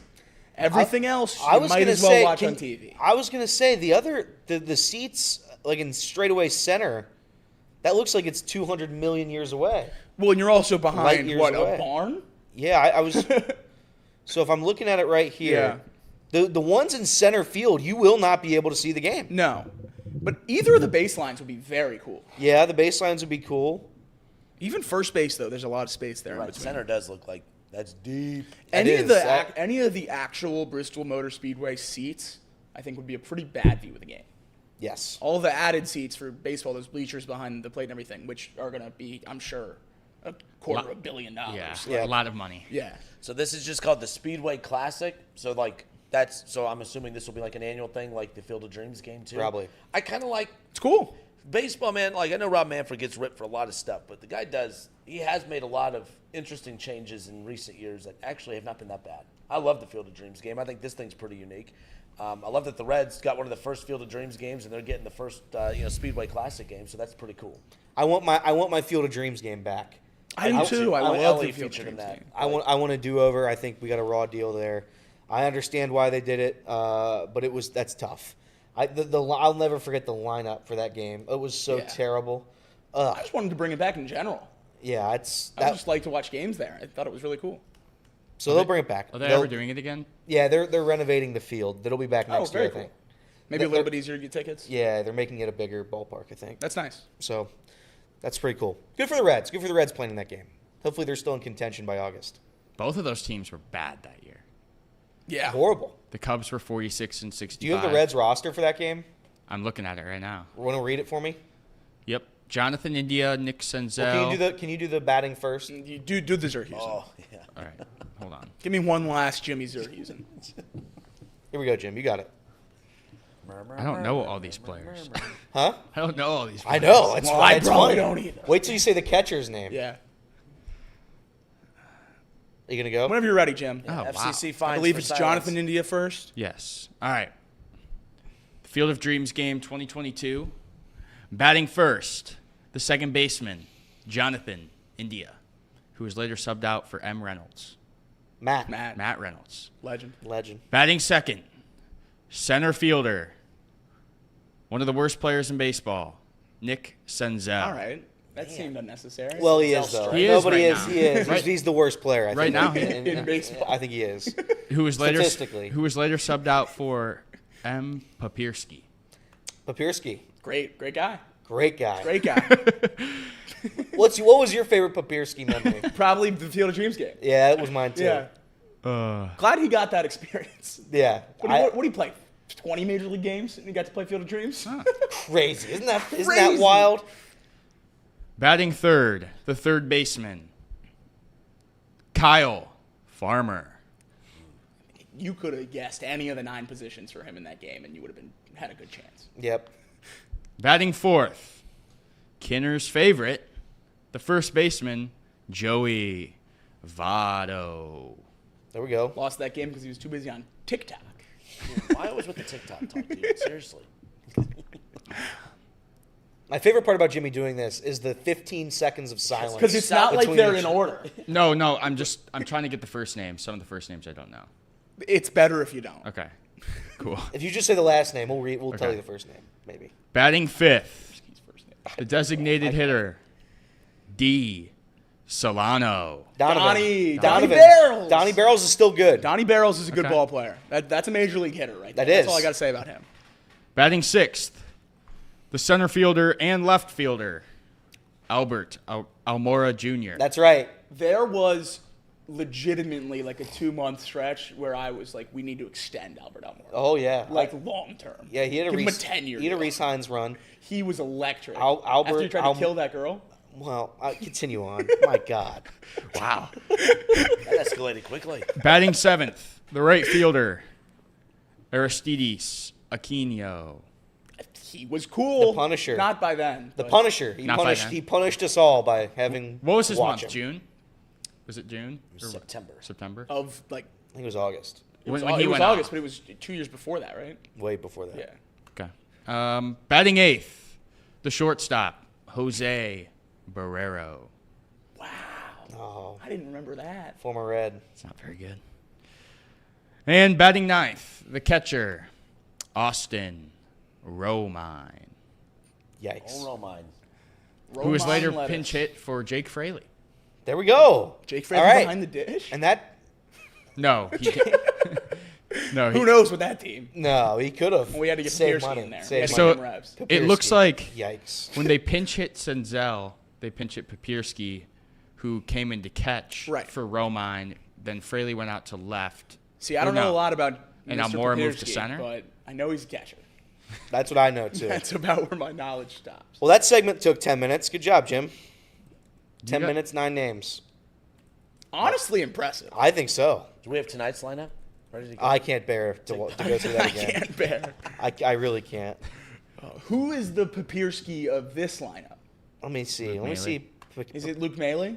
I No, don't- he's played too many games. Oh, Papierski. Is it like Oh, Connor it was Capel? Connor Capel. Yeah, Yeah, I think definitely it's Connor Connor Capel. Capel. Connor Capel. Connor Capel wins my Papierski award for the 2024 season. I don't think, since I've been here, I don't think Connor Capel played a single game. Like I think he was already gone by the time I got here. No, I don't think so. I think he came up. Mate, you might be right. He was only up for. I mean, He he had, took, like, he took 8 8 at bats. Yeah. Yeah, it's tough. So he played in what, like? And he's in 3 negative games? 4. Ouch. That's impossible. Almost. Seemingly. Happy Friday. Happy Friday. Happy Great Friday. Welcome to Friday. This is a great Friday show. Where are we at time-wise? It's the end of the segment. He took it all up. Damn it, Jimmy. You asked me to do it. Yeah, but I don't like when I say that, like, first Jonathan India, second Like that should have taken 3 minutes. Okay. Well, every time I said someone, you're like, oh, remember this guy? Well, if you would have looked up the names, you wouldn't have had to interject. Jimmy from the top rope. I love it. I love it. And All right. You're asking what was your favorite Papierski moment? Yeah, that was a funny question. If I didn't ask that silly question, we wouldn't have gotten through that without staying awake. Go ahead. More off the bench. When we come back, we'll talk some Bengals unless we have another lineup from Jimmy to get through. Don't go anywhere.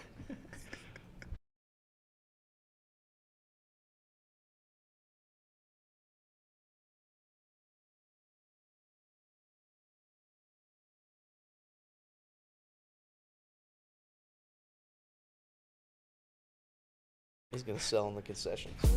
All right, and we are back off the bench, presented by United Dairy Farmers. And during the break, the Chargers.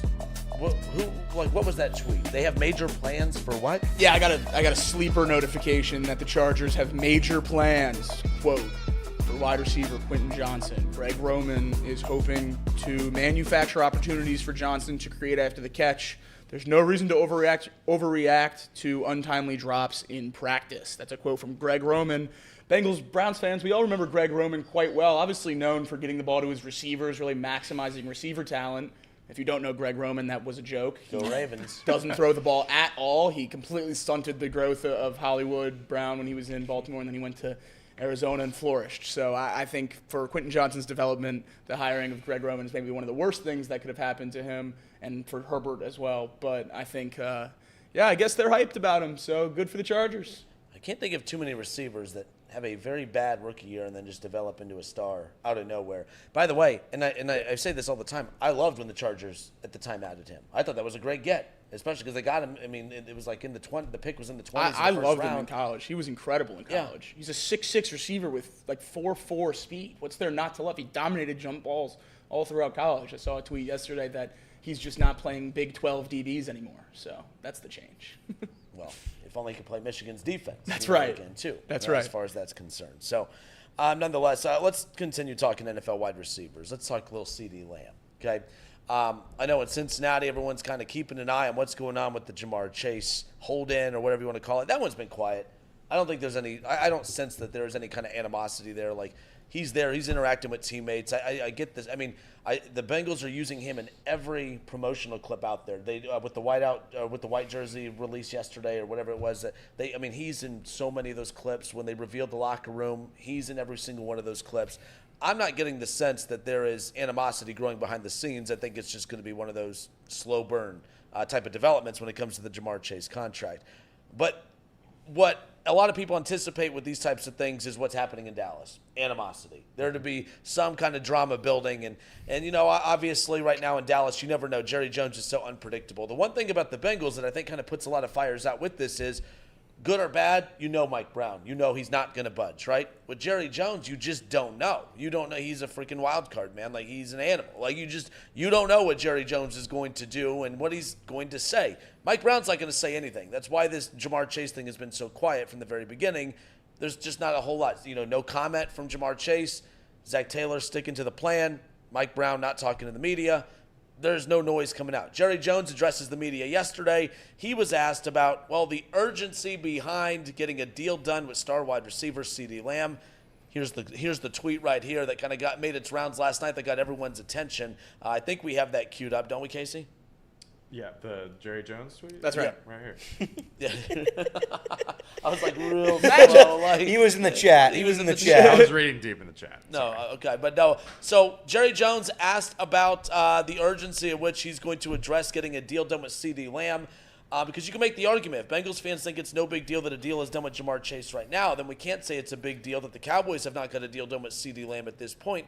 However, I think it's taken a little bit of a left turn because Jerry Jones has come out and addressed the media and said he is not going to address this with any urgency whatsoever. CeeDee Lamb responds on Twitter with a little, my favorite, subtle LOL.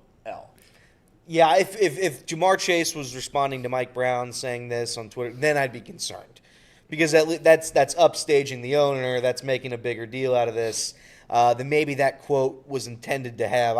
I don't think, again, this is a very, respectfully, I say this with a lot of love and a lot of respect, that's a very old individual. He knows what he's doing. He's a legend of the game. I don't have any urgency to get it done. It's just him probably trying to kick it in the teeth, just letting it go away. I don't think he probably meant any of it for this to happen. But once CD gets on Twitter and quote tweets it and puts the LOL next to it, then now we might have a problem. Yeah, because no matter what the owner says, we're going to jump on it. Technically, Mike Brown has not said anything, but on the opening day of camp, he did say all negotiations happen in the offseason. Then you saw national media pounce on him a little bit there, but then it's just kind of fizzled out. Jerry Jones will keep talking. For sure. And this almost seemed like a shot. I don't know if it was a shot or not, but it's being portrayed as a shot at CeeDee Lamb, and CeeDee Lamb clearly took it offensive. That's why he responded on Twitter. People on social media now saying don't be surprised if he demands a trade at some point. CeeDee Lamb not happy in Dallas, this, that, and the other. I thought that these were similar scenarios, Cincinnati and Dallas. I no longer think they're comparable anymore. I think there's actual drama in Dallas when it comes to this contract. Yeah, I've basically for the last however many years, we've seen this kind of coming for the Cowboys. Dak, this is the last year in his contract. CD due for an extension. Micah due for an extension next offseason. And I think everyone sort of realized that they weren't going to be able to keep everyone. That'd be over $150 million if all three of those guys are getting top shelf money for their position. So there's just no way you'd be able to do that. And I think someone's going to have to go. And at this point, I think it's going to be CD. And I'm not so sure he's going to be on the Cowboys this year. I think if he's going to be on social media upstaging the owner, and you already know that Jerry Jones pulls the strings for the entirety of that organization, anything that he wants done will be done. I don't think he's going to put up with this very well. I think they might be picking up the phone and listening to offers for CeeDee Lamb. And if I'm the 49ers, That's what I was going to say. I'm stopping with Brandon Ayuk trade talks right now. And I'm waiting to see what happens with CeeDee Lamb. Because CeeDee Lamb, obviously a better receiver than Brandon Ayuk. I don't think anyone would argue that. I think CeeDee Lamb's a bona fide top 5 receiver in the game. And he would garner a massive trade return. And if you could up the wide receiver market from maybe a second to a first for Ayuk, from a third to a second, something like that, I think I'd hold on to Ayuk if I was the Niners and wait to see what happens here if some trade speculation about CD starts to pick up a little bit. But, yeah, I mean, as long as he is still, talking, that Jerry that is, then I think this is just going to keep getting worse. I think he's going to keep trying to talk himself out of circles and keep digging a hole, and he's just making it worse for himself. So I'm glad this is not what's going on in Cincinnati. Yeah, and again, like Mike Brown didn't say what Jerry Jones said, but they're both saying the same thing. Right. Mike Brown's, hey, negotiations are for the offseason, so I'm not going to I'm not saying he's not going to treat this with urgency with Jamar Chase. Situations change, and if I'm Jerry Jones, the situation just changed. You now have a disgruntled wide receiver. Jamar Chase is not disgruntled in Cincinnati. CeeDee Lamb is disgruntled in Dallas. Now all these trade talk rumors are starting to pop up. And if you're going to, this is the big deal. This is the same thing with Cincinnati. If Jamar ends up getting every dime that he's asking for, it's just get it done now.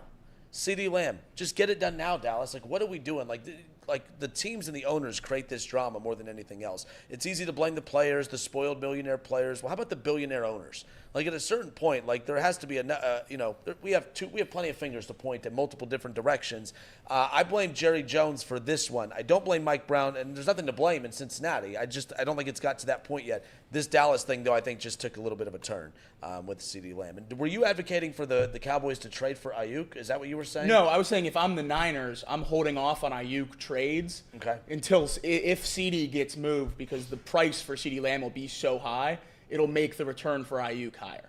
Why wouldn't there be urgency to sign him? I mean, I'm looking at their depth chart, and I'm not going to say they don't have anybody, but it's clear far and away that CeeDee Lamb is the most important piece on that offense outside of Dak Prescott. Yeah, he's so I incredible. Like it's their backup wide receivers, Brandon Cooks, good wide receiver, aging. You have Jalen Tolbert, decent wide receiver at the number 3, and outside of that, what do we have? I don't know. I don't understand why they're not making it a priority here. Jerry sat at the podium at the beginning of the offseason and said they're going all in, that this is their window, that they're going to compete here in the last couple of years of these guys' deals, and then, CD might not even play this year. So I don't really know. It's a lot of mixed messages coming out of Cowboys camp. But I think without CD ever getting a contract here, I think that just knocks down the peg another rung, how my expectation for whether or not Jamar gets extended. A lot of it, too, is the timing. The Cowboys in a year have to pay Dak. Now, but it's like that's why you'd want to pay CD now, though. Pay CD now, worry about Dak, because you also have Micah Parsons coming up. They're not keeping all 3 of those, it sounds like, and it seems like CD Lamb could be doing Jerry Jones a favor, as wild as that sounds, because CD Lamb demands a trade, fine, get out of here. The Cowboys, like the Bengals, very good at drafting wide receivers. They've actually been very good at going out and getting wide receivers, and when they've struggled with wide receivers, they've never been hesitant to go and trade to get one. They traded for Amari Cooper from the Raiders, and people said they gave up a lot to get him. But Amari Cooper turned the Cowboys season around a couple years ago whenever that time happened. So the Cowboys can get a receiver in the draft. You don't have to worry about paying him. Now you pay Micah. Now you pay Dak. And then they'll worry about that later. I know we're not really we're not really worried about the Dallas Cowboys, but I do think keeping an eye on that. You're right. The Niners are keeping an eye on how they're handling it, and I think the Bengals are keeping an eye on how they handle that as well, because I think all these situations are fairly similar. But this is like when you have the Cowboys, you get a bunch of good players in a bunch, and they're all up to be paid, it creates a mess. The Bengals, same thing. You got Burrow, you got you got Jamar. There's big money to be dished out. You also have other key positions to fill as well, so then you get your Trey Hendricksons involved in that. So it's just kind of one of those things where these are good problems to have. When you have this drama, that means you have too many good players. You can never have too many good players, but these types of problems arise, no doubt about it. Yeah, I think for teams in situations like the Cowboys find themselves in now, and we see the Bengals getting themselves into that situation. The Dolphins have been in the situation where you have a lot of good players that you have to pay at the same time. Obviously, it's crucial to lock up the guys that are the big difference makers on your team, but I think for the long-term success of a lot of these teams, it's more important to let the right guys go. Giving someone a massive contract and it not panning out is way worse than letting someone go and then being great somewhere else. Like you have to pick your battles, and I think what the Cowboys are backing themselves into the corner here is, what do you value more, a dominant wide receiver or a dominant edge rusher? Because I think they are going to re-sign Dak Prescott, and I think it is going to be for $60 million a year. And I think they're going to pick between Micah and CD. And I think if you're giving your quarterback $60 million, it's pretty easy to talk yourself into paying the other side of the ball. When you talk about panning out, sometimes panning out isn't the production of the player that you sign. Sometimes it's you sign that player. Like when Bengals fans initially were saying, we want Joe Burrow, T, and Jamar. Yeah. All right, you want those 3 at the expense of what, though? So, you sign CeeDee Lamb at the expense of a key weapon on defense. Yeah. You keep Jamar, T, and Joe Burrow at the expense of a key piece on defense, offensive line, whatever. So that's the thing, too. It has to pan out because they could sign him. CD will pan out as far as his production, but the money you give him at the expense of another key position, that wouldn't pan out. That would be a problem. And that's the juggling act that all these teams are trying to figure out as far as that's concerned. All right, where are we at time-wise? We are nearing the end. We got 1 minute left. 1 minute left. All right, we got the Bengals report with Bengals camp update with Jacob coming up around the corner. I know Tom Brenneman had a chance to catch up with Jay Morrison earlier on Dialed In. Casey was producing an in on that show, so I'm curious some of the takeaways from Jay that we didn't get a chance to kind of hear live as we're preparing for this show, but he'll update us on that. And then a little buy or sell to close it out. And then Jimmy will give his final farewell as we wrap it up here on a Friday. More Off the Bench when we come back.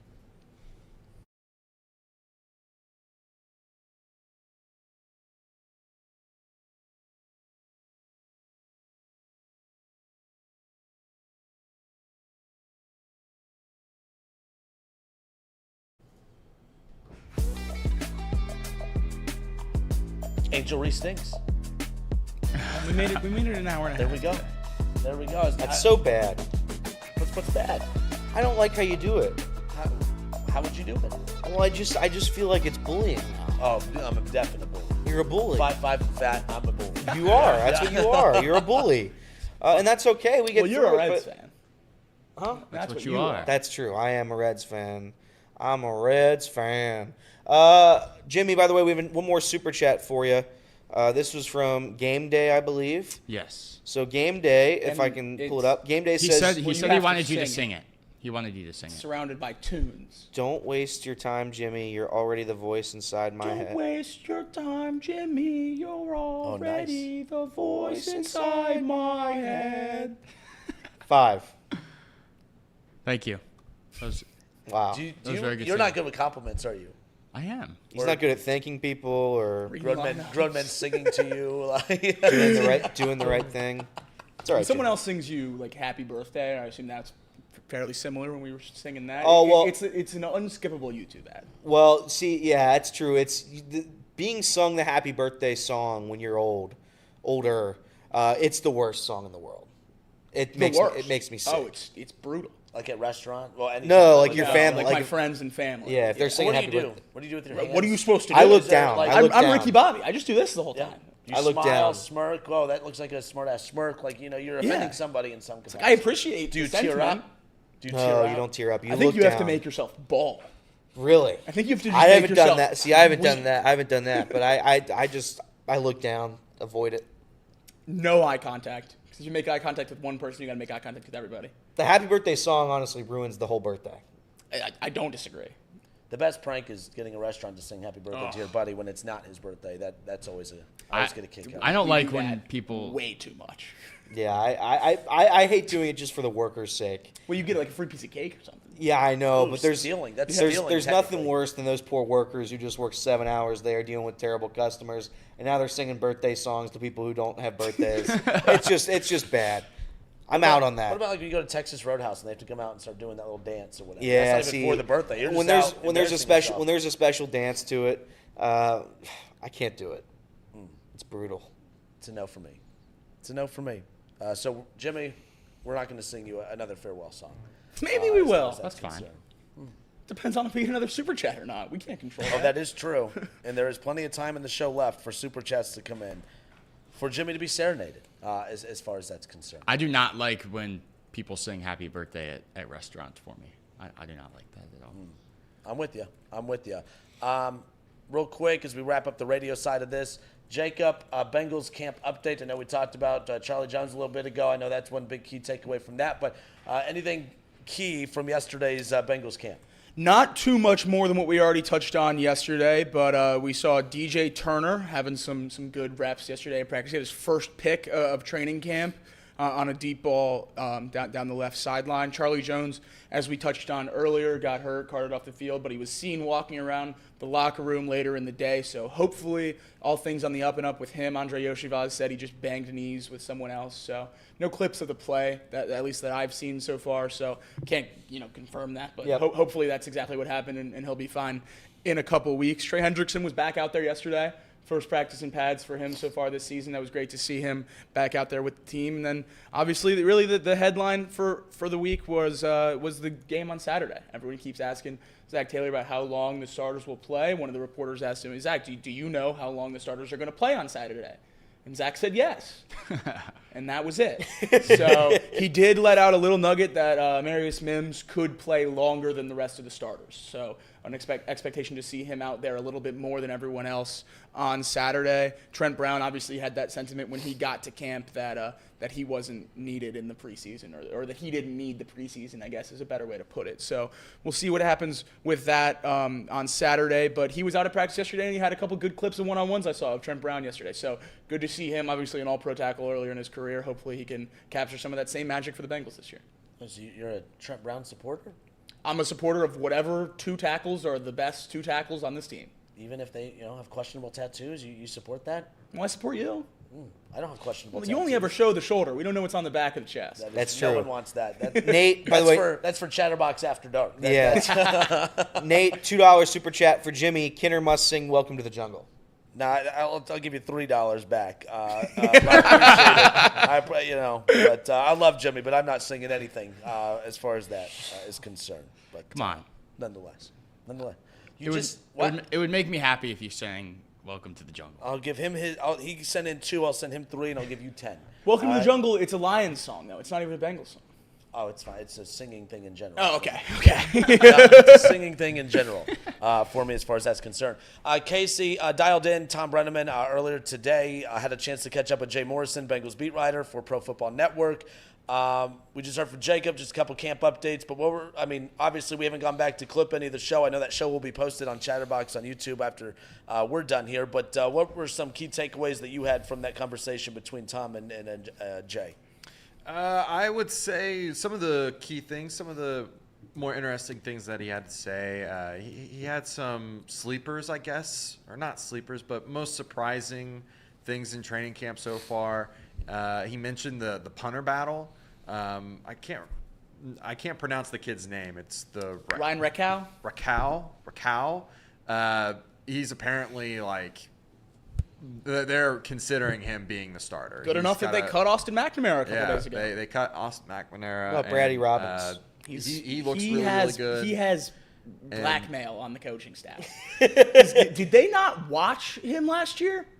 How is he still in training camp? With all due respect to this coaching staff, which I love very much, and Darren Simmons, who I think is a phenomenal special teams coordinator, how is Brad Robbins still in this punting battle? I mean, they just probably don't want to waste the money. I mean, they invested some capital. I know. Oh, well. But besides that, he talked about Amarius Mims, how just good he looks on the field right now. I mean, he belongs is basically the words and the phrases that he was using, and that's really good to hear. The other one was B.J. Hill. He said that B.J. Hill has been listening to all the noise about us losing DJ Reader. Has kind of came out to them and said, I don't know why people are counting me out as a good run stopper and a good defensive tackle on this team. And over camp, he's been doing really, really well, and he thinks that he's going to have a breakout season with the team. So Jay thinks he's going to have a breakout season with B.J. Hill. That's incredible. That's great to hear. That'd be great if that were to come true. And is that the best trade in Bengals history? Yes. I think it might be. Yep. Yes. Billy Price straight swap for B.J. Hill. The Giants cut Billy Price 3 weeks later. Yes. B.J. Hill's been a crucial piece of this team for this whole run. Oh, yeah. I think that's honestly one of the key moments in Bengals history, Bengals lore, that got us to the Super Bowl. Some other things of note, he said that Charlie Jones, he was walking around. He doesn't expect it to be a super terrible injury, at least a few weeks before he's back. He said that he was basically right there with Yoshi as the starter in the slot. So him going down is a little detrimental to the team just because you want to not lose a starter potentially. For sure. And, of course, the punting returning and whatnot, kick returning. Chase Brown's probably going to take on a lot more responsibilities, so we might see a little more Zach Moss. And he just kind of reiterated that, Zach Moss is a steady presence in that backfield as well. That's kind of the reason why they went out and got him.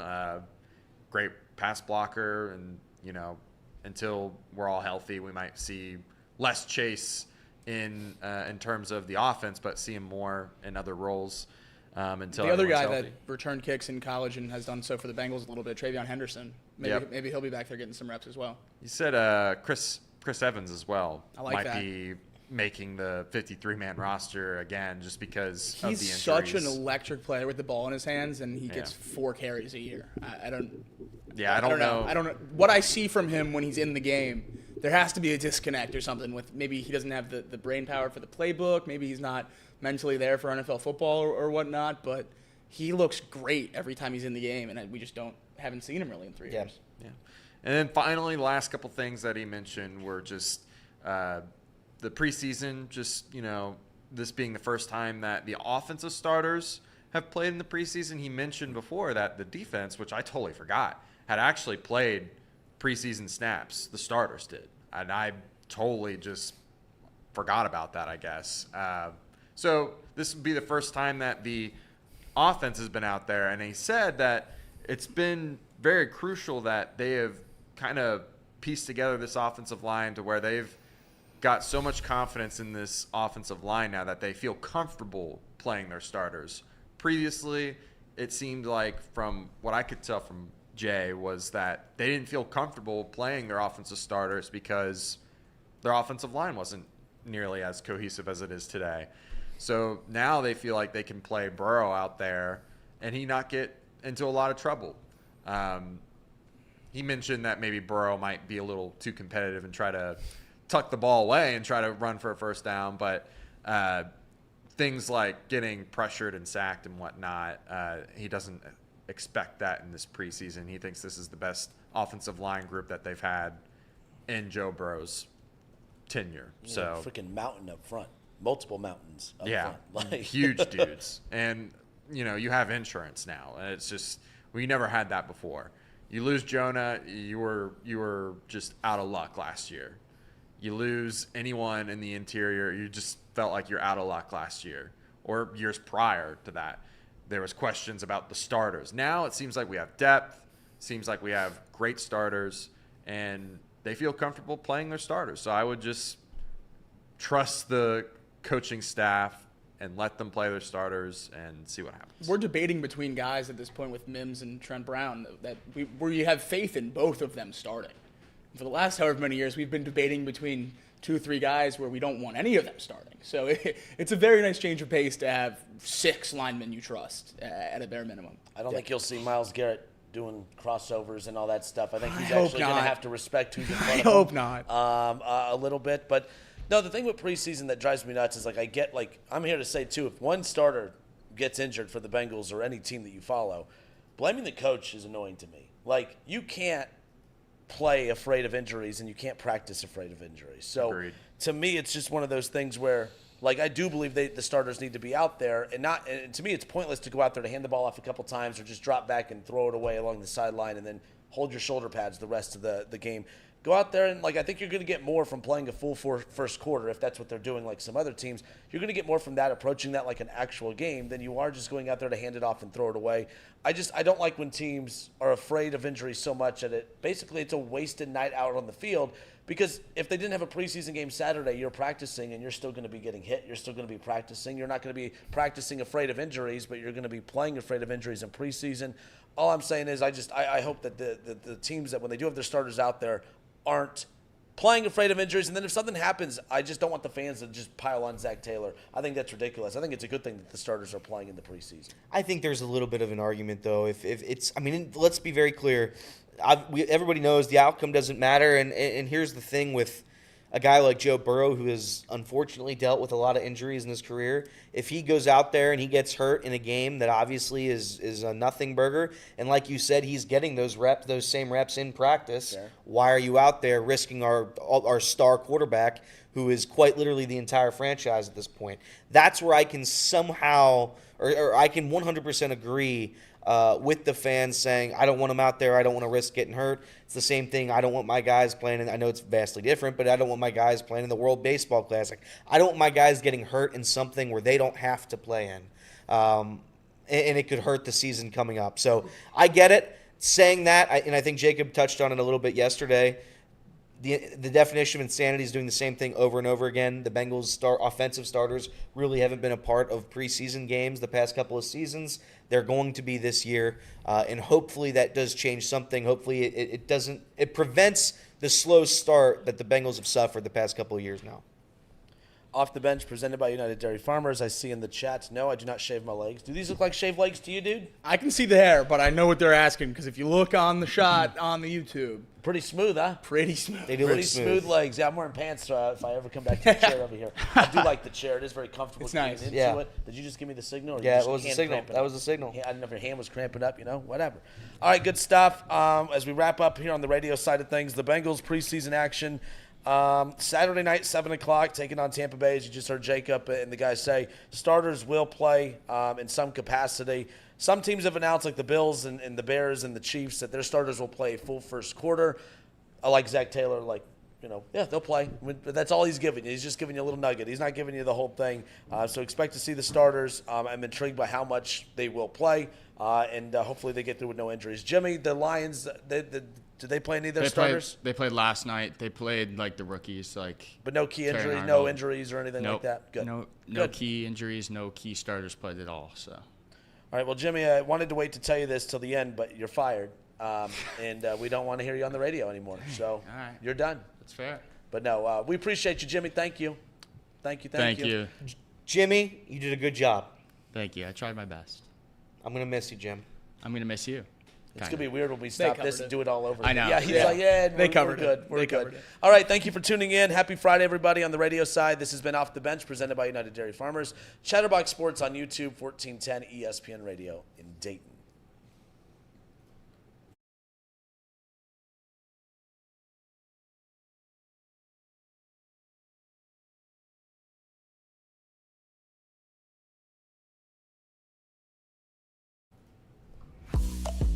Very smooth show today, boys. About as smooth as my legs over here. Nice. See That what was you did there. good. Lots of hair That on was these good. legs. Maybe a little Just to be clear. self-deprecating humor will get the chat on your side. I make fun of myself. I said 5'5" and fat earlier. Well, I know. That's what I'm saying. You're And I'm stacking them up. 5'7". You might get some friends. 5'7", bitches. All right. Nice, You know, nice. I'm just saying. You know. If I stood this bat up next to you, how high would it get up? Let's find out. How about you just stand up, Elliot? Nah, I'm good. Two bats. Kenner Kenner is is two bats. two baseball bats tall. Oh, well, a little less. A little less. Little less. A little than less two than baseball two bats. baseball bats. Good job. Jimmy, are you going to rank the chat? Your final ranking? I can. Let's do it. I ranked the chat last week. Well, this is not Well, a weekly ranking. Yeah. This is a This- summer ranking. This is This is the an whole. all-time This is for the ranking. entire summer. That's fine. That's right. I need some time. Oh, is this Oh, he like needs some time. the lineup, He dude? needs some Yeah, time. yeah, He needs some time. God, please don't do another lineup. Please don't do it. You asked me to do it. I know. every I do time. it because it's so bad when you so do it. good. It's just like it takes you an hour and a half to read down 9 names. Because every time I say someone, you bring up some memory. Yeah, that you because if have I of don't that say, player. I do that to break up the silence. There's 45 seconds of silence in between each name. I don't think it's that bad. I Yeah, think it's you not guys that just. bad. It's at least 43 seconds of silence. Oh, hey! Look at this guy. Jimbo, I just don't think you ever got the lineup bit. You're supposed to be like a PA annocer. I know. Yeah, I he's like tried. the away team. He was like doing the away lineup for the home team. He was just like, hey, I'm playing third base, Jacob Tissot. Third base, the piece of shit, Jacob. Hey, guys. You're not a piece of shit, dude. What's up, Reed? Hey. How are you? I genuinely like how we have quoted the insanity thing for like 2 straight Oh, weeks yeah. on this show every day. Someone in the room. It's a lot of. I think I've done it a few times. I think Jacob's done it. Like someone in the room has brought up the quote of the definition of insanity is doing the same thing over That's again. insane. For it is insane. It's exactly. It's the same day. It's the same show every single day. And it turns do it out a that's lot. not the definition of insanity. No, it's not. It's preposterous, dude. Uh-oh, we got some big super chats. This might Jimmy's affect your raking it in rankings. here. $10 from Fetters. I think that puts him at 20 for the day. Says Jimmy. Nathan Hines, $20. Nice, He's now Nathan. Wow. the second leader in the clubhouse. Good luck, Jimmy. Go Irish. Thank you. Go Irish. Look at that. When do you know your so you do TV and radio? Yes. So do you know like your schedule and all that fun stuff yet? For Do you the go solo? Do you have a co-host, or how's that work? for the TV, I'm our vice president for Notre Dame Television. So we You're have different, vice president, dude. yeah. VP Jimmy. VP. We have different hosts kind of every week. We kind of just rotate. We have one show every Friday that'll go up. Usually in the fall, it's usually previewing the upcoming football game that week, and then in the winter season, a lot of basketball. We do a lot of women's basketball because the team's really good. And then in the spring, it's kind of just spring camp and all that stuff for football. And then I'm doing 3 radio games now. I just got added to a third one for the student radio. One's the home game on October 12th against Stanford, and then the other 2 are both in New York City. One's against Army at Yankee Stadium, and the other against Navy at MetLife. So you get to go That's to Yankee awesome. Stadium. That is Yeah. freaking cool. That's I'm neat. excited. Do you do color or play by play? Color. Color. Yeah. Do you do baseball? Do they have you do the lineups? No. I will tune in They'll for see the that lineups. clip and they will. Oh, I love it. When you go on the road, do you travel separately, or is it like just like all one like big caravan of Notre Dame? Yeah, so they're flying us out for those 2 games, which will be nice. One of them I'll be coming from Nashville because I'm going there with a couple buddies for fall break. Nice. But, the other, usually we all fly together, which will be fun. Believe it or not, I didn't get those opportunities at Bluffton University. They were flying us out to Yankee Stadium. Bama didn't fly us anywhere. Really? Yeah. No, we flew to Miami, and that was it. We drove everywhere else. Even when you went to the Rose Bowl? Oh, I guess we did fly there. Well, we drove from there to Houston, which was brutal. Did you really? That's what, like 16 Yeah, hours? it was like 15 and a half or something like that, yeah. Oh. Drove to Dallas both times. That's 11 and a half. Drove to Indy. Disgusting. Yeah, brutal. Disgusting. Drove to Indy? Mm-hmm. Holy moly. No, thank you. Luckily, I didn't have to drive back from that one. My mom just picked me up. That's smart. Casey, Did you have to tell Saban, like, Yeah. hey, my mom's Not Saban. He's like, hey, Nick, Coach Nick. anything Coach for Nick, you. my mom's going Anything to come for pick you, me Nick. up, so I'm I not don't doing need a ride. No, that's exactly what happened. That's so The funny. Mr. Saban bit was my favorite. That was a Mr. good Saban, one. Mr. That was a good Saban. one. Coach Nick is incredibly funny to think about calling one of the greatest Yeah. coaches ever, calling him Coach Nick, Oh. like he's a say soccer coach. Yeah. I remember when someone called him Nick in a press conference a couple of years ago, and he just went off. Really? Yeah, went off. And then Dion tried to do the same thing and everyone was like, all right, Dion. Win a couple championships first. There was a basketball coach that did that too, but he was not like a Nick Saban or even a Dion, and lost his mind and thought he should be getting the same respect as, those guys. And yeah, everyone's coach. Every time I come across a coach, I just say, "Hey, coach!" Like you never want to offend him and say, "What's that?" I told this story yesterday. He is a good story. I told this story yesterday off air, but I don't know how it was brought up, but someone was saying how they call their parents by their first name. I don't know if you guys do that, but like, hey, like my dad's name's Mark. I've never called him Mark. I can't call him. Well, I tweeted out one time. I was like, I've never, ever called my dad by his first name. In fact, he prefers me to call him just Coach. And, like, people would come up to me like, does your dad really make you call him Coach? Coach Mouse? Like, yeah. Like, I gotta go, Coach Mouse. Can I get another serving of food? Like, what's for dinner, Coach Mouse? Like, no, it was not like that whatsoever. But it's really funny that people believed that I called my dad Coach for the entire 20 years. Two more super chats. Game Day 513, $1.99. The real Jim Shady. It's a pretty good nickname. That's I'm not gonna good. lie. Cincy B, It's pretty $9.99. Good luck, Jimmy. Hope you can stop in and visit the show on occasion. Super chats are these super chats going to affect your rankings here? Yeah, probably. Okay, because I think Cincy B is now in like third. Reed, you have to talk to Trace, but I mean, I'm not happy you're leaving, but you leaving seems to be good for business. I mean, we have racked up. It's actually bad for business. Jordan Earhart, So you're saying we should $10. should just hire interns and fire them after the first. I mean, This is look their at last this money show. coming. I mean, you feel you're like Jim Day right now, hosting the telethon. or That's whatever. correct. That's like money coming in left and right. Let's count up the dollars. Jimmy, they want you to drop the Venmo. That it would go straight into the account. They'd also dox you. Yeah. Yeah. I'm not sending in my Venmo. Did Bailey see my comment earlier? No, she's at work. Okay. She's Darn it! Darn it! It's a good comment. It was a good comment. I laughed. I mean, on your birthday, when I found out that little nugget of information, I didn't get up and walk with it. I ran with it. Maybe Reed's favorite bit might be finding out a little nugget about somebody and then just exacerbating the issue. Yeah, exactly. like let me put it this way: if I didn't have so much beef with Kenner, I would pretend that I know everything about Salina and Van Wert, Ohio. Like I was like, oh, you remember the Black Angus? Like that place is awesome. I would just look up different places that I've never been to, be like, dude, that's where my family used to go all the time, and have no idea what's going My on. family owns the Black Angus. Does it really? No. No, that would have been cool. I have actually been to the Black Angus. I just don't like the name of that place. That's just a horrible name. I went to a bar in allowed Van back Wert there. to watch the Browns-Bengals game, and it was the wrong bar to go to. I think it was a biker bar right across the street from Black Angus. They didn't have a TV in that place. It was NFL Sunday. And it probably still smelled like cigarette smoke. Oh, certainly. Yeah, those are the Spirit best Cat. I don't go to bars that don't smell like cigarette That's right. smoke. Spirit Cat, $9.99. Good luck, Jimmy. Go Irish. Go Irish. I don't like all these Irish fans. A lot of super chats. There's more than 5 people that super chatted for your power rankings. Yeah, let me take a guess. Jimmy's gonna rank 50 people. He better. If he was smart, he would. No, if he was smart, he'd rank 3. Do you have your list ready? Yeah. All right. Better because you've just been having your hands over. Go ahead. I figured We're only doing 3. Let's go. No, take that. only 3. Why are you looking at No me? participation trophy. Yeah, Reed, take it. What did I do? Take that. Suck it, Reed.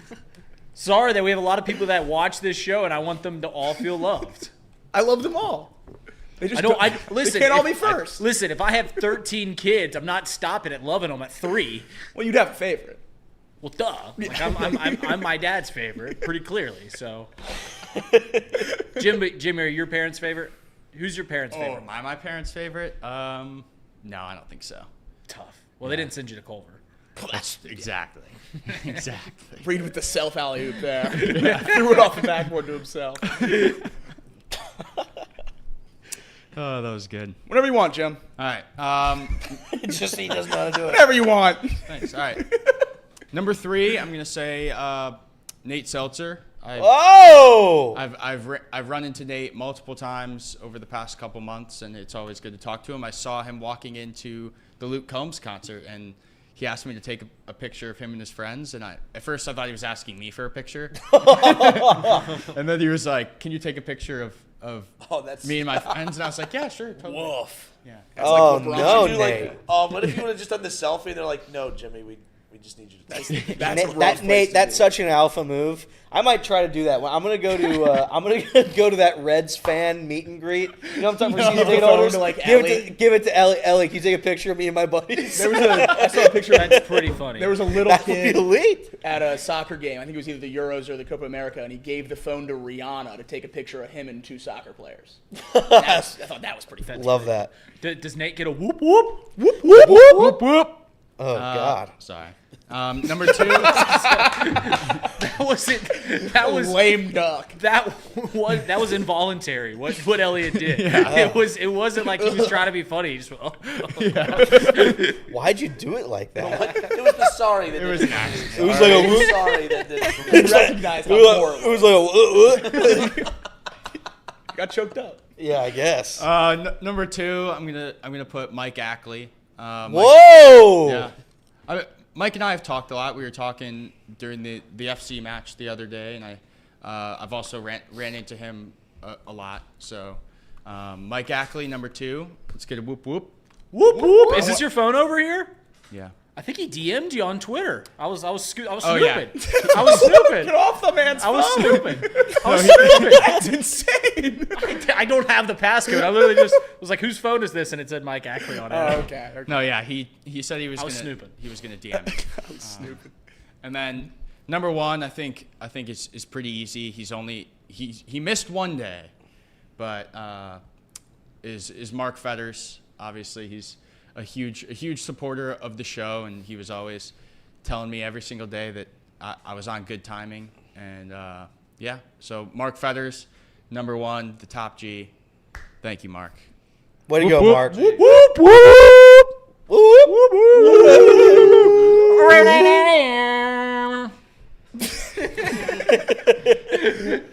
Jimmy saying top G is awesome. Yeah. That was honestly. I was a little taken back. That was sick. That I was liked so it. cool. I I liked it. didn't think you had that in your bag. You're just like, he's the top G. And I like it. Whoa, Jimbo. So now every time That's you that list Detroit shining. That's right. What? the street's coming out. I like it. What were your guys? So this is a little inside joke, but basically our nicknames for Jimmy have been Jimmy and then anything he either says or does. So if Jimmy's talking about the Tigers, he's Jimmy Tigers. Right. If he's going to Kings Island, he's Jimmy and Kings Island. Of course. Jimmy Reds. Jimmy roller coaster, yeah. Anything that he does, you just follow whatever he's doing or saying. Jimmy that. Reed the other day it was honestly one of the funnier things I've ever read in my entire life. I've laughed at a 3-word text. Oh, it was so good. So If there was a building in Hamilton, as many of you noticed, burning down. It was massive fire. They're still putting water on it right now. Really? Yeah, they're Holy still cow. pouring water on it right now. Is it not destroyed yet? It's pretty much destroyed, but I guess there's still embers and stuff. I see. Wow. So massive fire, everything. Reed sends videos and texts in our text group chat, and Jimmy just sends one little phrase: Doesn't look good. And Reed Thanks, goes, Jim. and Reed I'm sending goes, pictures. and then Reed goes, Jimmy Fire Marshal. I mean, that was hilarious. I thought about being meaner, but like I literally just wouldn't be like, what? But I just was like, I'll just do the Jimmy bit. But yeah, I sent like 7 videos and pictures of people showing smoke from 10 miles away. Shocking pictures. Just like 10 stories of a building just completely engulfed in flames. Not And great. Jimmy just goes like, that seems like a bad day for AJ's getting along with this nickname thing. He's calling you Jimmy Third Leg. That's right. Wow. When did it start? Did it start with Jimmy Clicks? Jimmy I think Clicks. Jimmy Clicks wasn't the Well, first one. it started with Jimmy Clausen. Yeah, you're right. We just Started called with you Jimmy Jimmy Clausen, Clausen. and then it just went from there.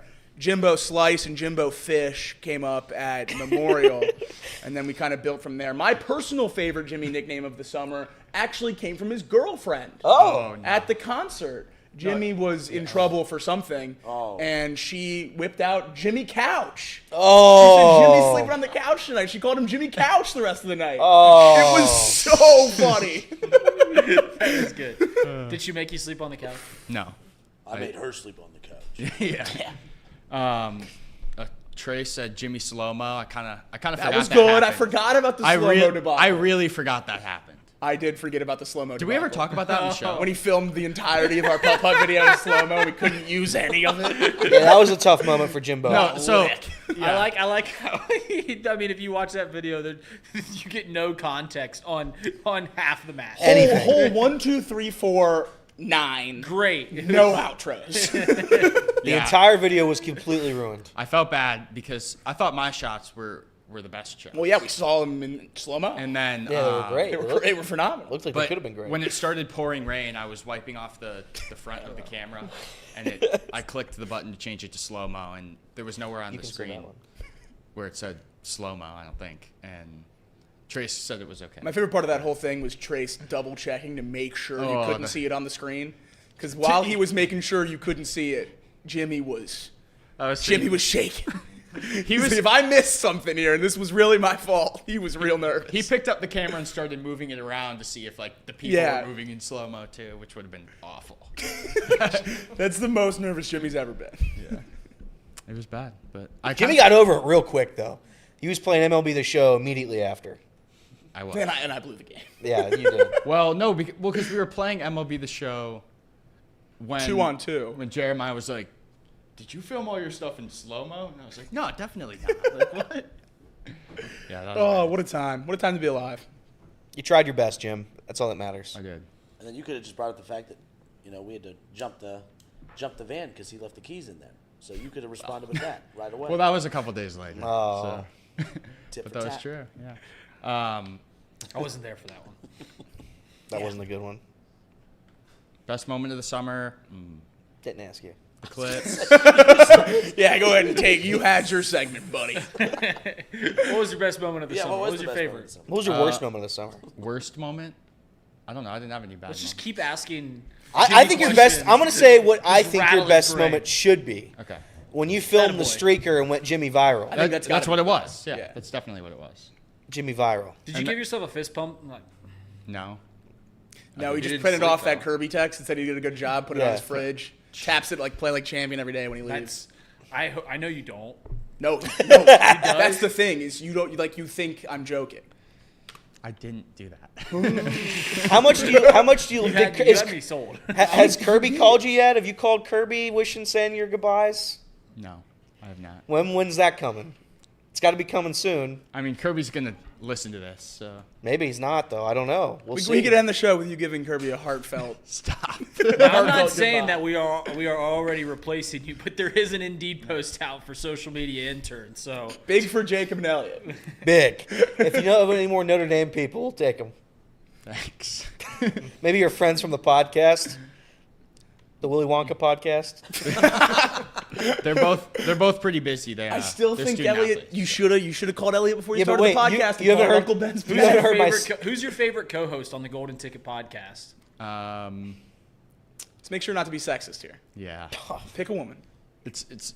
I can't win in this one.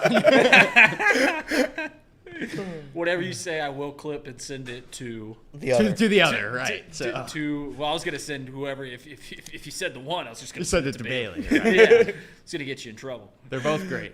Oh. All right, is that it, Jim? Yes. No final farewells. That's it. You're out. Well, if you want to see Jimmy's legitimate final farewell, make sure you remember Box Lunch. Box Box lunch. lunch. His final quiplash, which will be themed. I think it might just be Jimmy themed. Correct. I'm excited though to win. Yeah, probably. He's excited to win. Well, why don't you sign us off? Your final time.